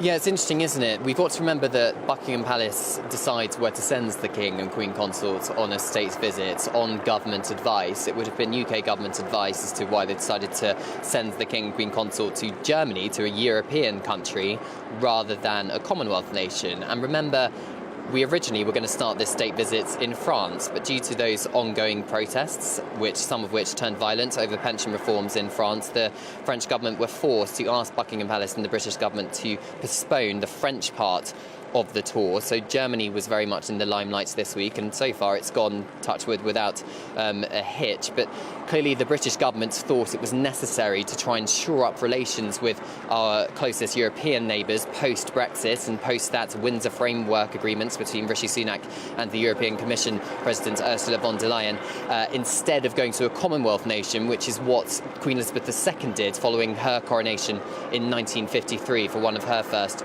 overseas tours. So I think it was very much this power of soft diplomacy in action, trying to shore up diplomatic relations between both Germany and the United Kingdom. And of course, at the same time, we've got this Ukraine war going on and the Russian invasion. The King was viewed a joint military exercise between British and German troops just outside of Berlin yesterday, involving a bridge building exercise with amphibious vehicles. It's the only it's the only kind of contingent that British military personnel are involved with foreign military personnel as well. It's kind of two NATO allies, if you like, showing their strength in the face of Russian aggression. And the King being there with his global fame puts the global spotlight on that kind of military programme. Cameron, we'll leave you there to keep an eye on what's going on with the latest developments with the King and Queen there. And we'll be going back to them We will, as well. when any developments happen. We've got Claire Muldoon and Nigel Nelson back into the See the way the Queen Consort's got studio. an umbrella there that you can see through. Right, yes. It'd be much better for Yes. all of these big, magnificent events if they didn't have big black brollies, but Yes. in fact they were all clear brollies, so we know exactly who's underneath them. Exactly. Claire, I mean, this does actually go to show the value, doesn't it, of the royal family for the UK in terms of diplomacy. I mean, it's very difficult to think of an elected politician who would get the same kind of reception visiting a country as the King and Queen do when they go somewhere. Well, yeah, I agree to an extent, right? But I think the world globally is in such turmoil at the moment that seeing everyone would look for a narrative of, well, what's the message? Why are they there? And look for something behind it. It's all very well, and I think this visit to Germany by Camilla and King Charles is great, and I think they're doing such a great job, and for all the reasons that we mentioned earlier. But politicians... But you see, Claire, I think people are looking for some calm, some stability, no more political upheaval, the fact that we can get on with our neighbours. Nigel, what do you think? That actually people are looking for this now? Yeah, I mean, the one thing the monarchy does actually provide is stability, because it's been there for so long. And I also think, especially on visits like this, we're terribly lucky to have a non-political head of state. I think the idea of abolishing the monarchy and ending up with a politician... From Claire there saying, is he really? But obviously he should be. Well, he should Constitutionally be. he is. Constitutionally yes. he ought to be. And he may get involved in green issues and so on, but I haven't seen him actually get involved in politics as such. Did he not praise the Windsor framework before it was actually put through Parliament? So he's given his blessings to things. Rishi Sunak made a mistake by involving him in that, by getting him to meet Ursula von der Leyen. I agree with that, that looked like a politicisation, but I think there was more number 10 than the palace. Given the younger royals, can we mention Harry and Meghan? Absolutely. He's putting them back in the box. People want to see the King and Queen. Yeah, but do you not think though? I mean, the great thing about it seems to be the King and the Queen is that they're serious when they need to be, but they're also quite good fun, aren't they? Well, and yes. we saw the King at the cheese making thing, getting stuck in and all the rest of it. And they do have this ability to. What I like about King Charles and Queen Consort Camilla is their naturalness. Yeah, and when Paul O'Grady exactly. passed away, there was lovely pictures of Paul O'Grady and Camilla as she was then at Battersea Dogs Home, etc., etc. And she seems a very warm, kind, disingenuous person. You know, she seems very nice. Right, well, stay with us. Stay with us. Yeah, it's been reported that former Prime Minister Boris Johnson has said that he would accept a finding that he recklessly misled Parliament in order to avoid a by-election. According to Chris Hope from The Telegraph, Mr Johnson would accept a verdict of recklessly misleading Parliament rather than intentionally doing so. I'm delighted that Chris Hope, political associate editor of The Telegraph, joins us now. Chris, we were reading your scoop in the Daily Telegraph this morning about Boris Johnson and what might happen with the Privileges Committee. So when you say that Boris and his allies are saying he will accept a verdict that he recklessly misled the House of Commons, he's doing so on the basis that he doesn't get a 10-day suspension and might be subject to a by-election. Is that right? That's right. It's quite a nuanced position, isn't it? Essentially, Johnson denies misleading or knowingly or intentionally or recklessly misleading Parliament over what he knew about these parties during lockdown. But what has been made clear to me by MP allies close to Johnson is that he will accept a verdict of recklessly misleading if that's where it ends up. He recognises it's a political trial of him. It's not a judicial one. There's 7 MPs on there. 4 of them are your colleagues, Esther and Phil, Tory MPs. There's 2 Labour, 1 SNP. And they will want to decide and show that it's clear from the questioning, they think he should have known more about the parties than he did. And the idea is that if he accepts recklessly, that rather than intentionally misleading MPs, that means that it will end up with a ban of less than 10 days. More than 10 days, of course, the Speaker, Lindsay Hoyle, can order a recall by-election, which would be a huge circus, a seat where Boris Johnson has a majority of 7,210 from the last election down there in Uxbridge and South Ruislip. So, and also what it would do to the Tory party if MPs, you and your colleagues, were told or asked to vote to ban Johnson from the Commons, maybe end his political career. I'm not sure how party members would like that. There's at least 10,000 who signed a petition by Lord Cruddas last summer saying that Johnson should be allowed to stay on as Prime Minister. So it's a very bad look for the Tory party. This is probably the landing zone where it might end up. Maybe an eloquent, as it were, way out for him. But do you think it changed, it pivoted there on Sir Charles Walker's questioning when he said, well, if it's not deliberate, is it possible then that it was reckless or slightly reckless? And obviously Boris Johnson would have watched back the proceedings, he would have read it back, and maybe he thought, this is my only way out. Do you think that he's had a moment of reflection, that or his lawyers have? Yeah, again, Esther, to be quite clear, he's not going to suddenly plead guilty to the lesser charge. He maintains that he did not recklessly or intentionally mislead MPs. What this is trying to put, this article in Telegraph that I wrote, is trying to make clear that if the MPs found him guilty of recklessly, he would accept that. That would be a kind of landing zone. He can see the reality, the political reality, as has been described to me, of his position. And it was a way out for the Tory party, for Johnson, from this Partygate investigation. He accepts a ban, he moves on, and that's where I think it's going to end up. But it'd be quite clear he accepts no wrongdoing. And indeed, and also it's been made clear that he will actually accept the result of this committee. There's been some concern that he might do a kind of Donald Trump, who's in the news overnight, of course, about Stormy Daniels. He might do a Trump and try and talk down or attack the legitimacy of this committee. That will not happen. Johnson will accept the result and move on. He wants to be an MP. He wants to fight the seat at the next election he holds there in Middlesex.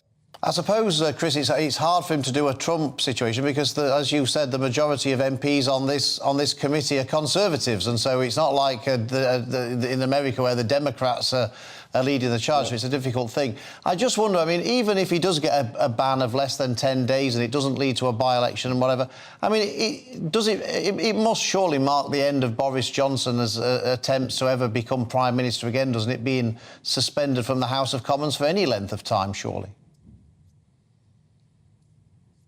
Well, you might think that. I mean, fewer than 10 days is more of a slap on the wrist than a more punitive one, like we saw with Margaret Ferrier yesterday at 30 days. And that ruling I thought was quite interesting because, of course, it was done by the Privileges and Standards Committee, which has an extra 6 members of the public. All 6 members voted for the full ban on Ferrier, 30 days.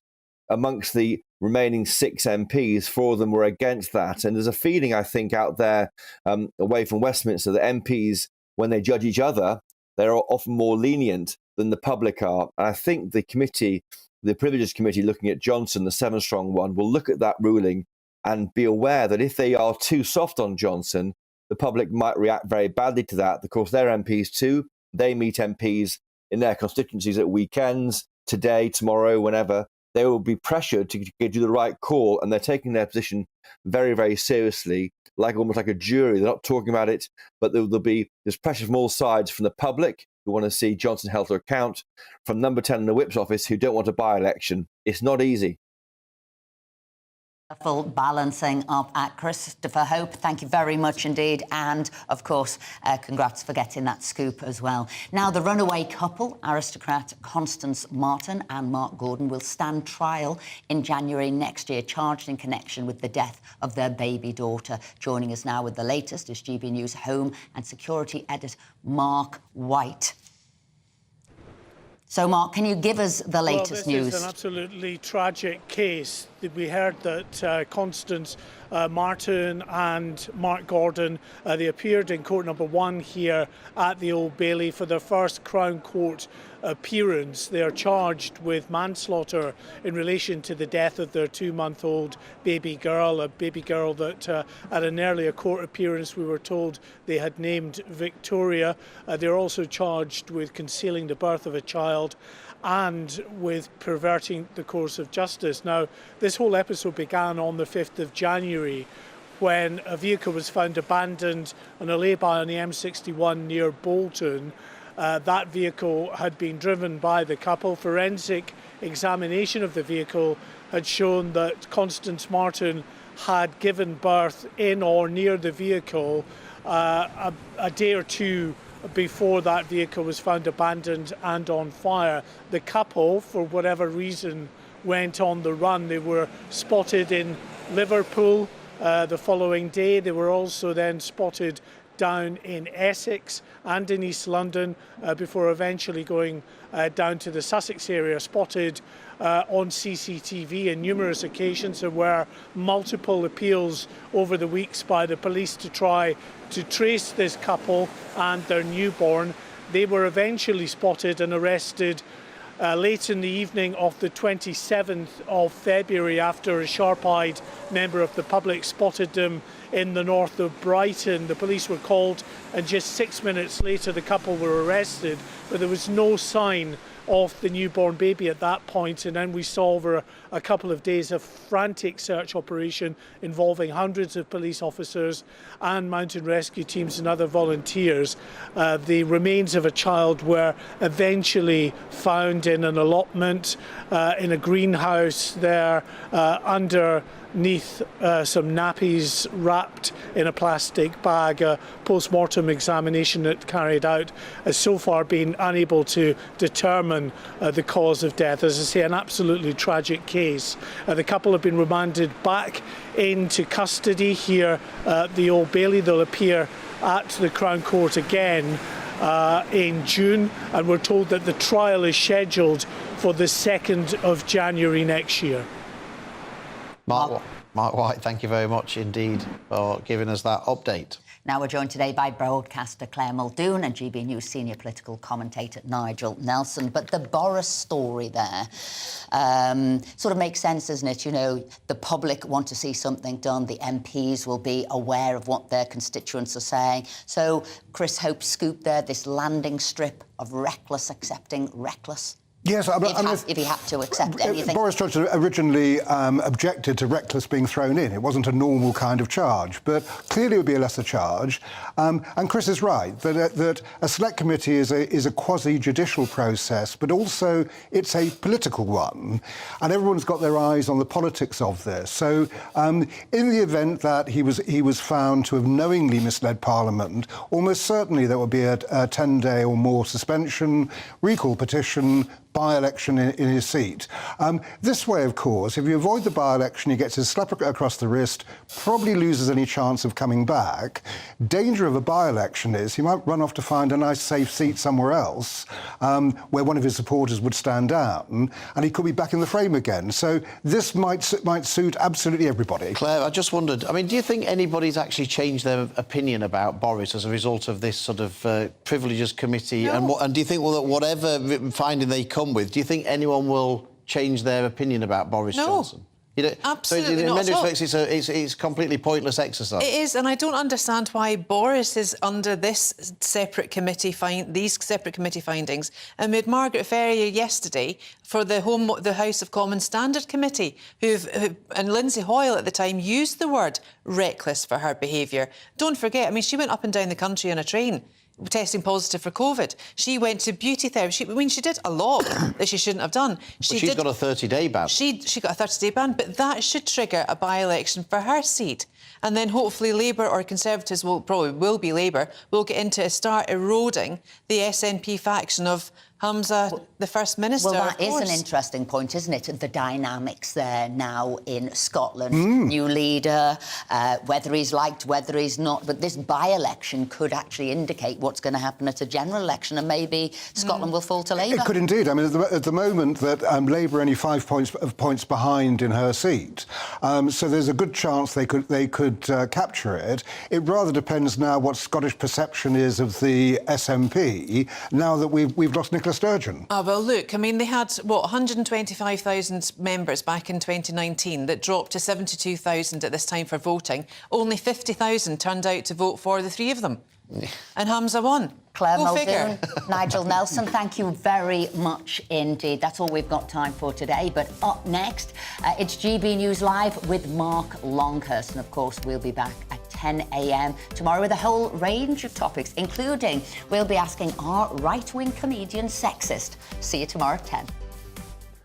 Hello there, it's Aidan McGivern here from the Met Office. Staying windy in the south through the rest of the day, with further outbreaks of rain for many across the UK, but both the wind and the rain will gradually ease through the afternoon and evening.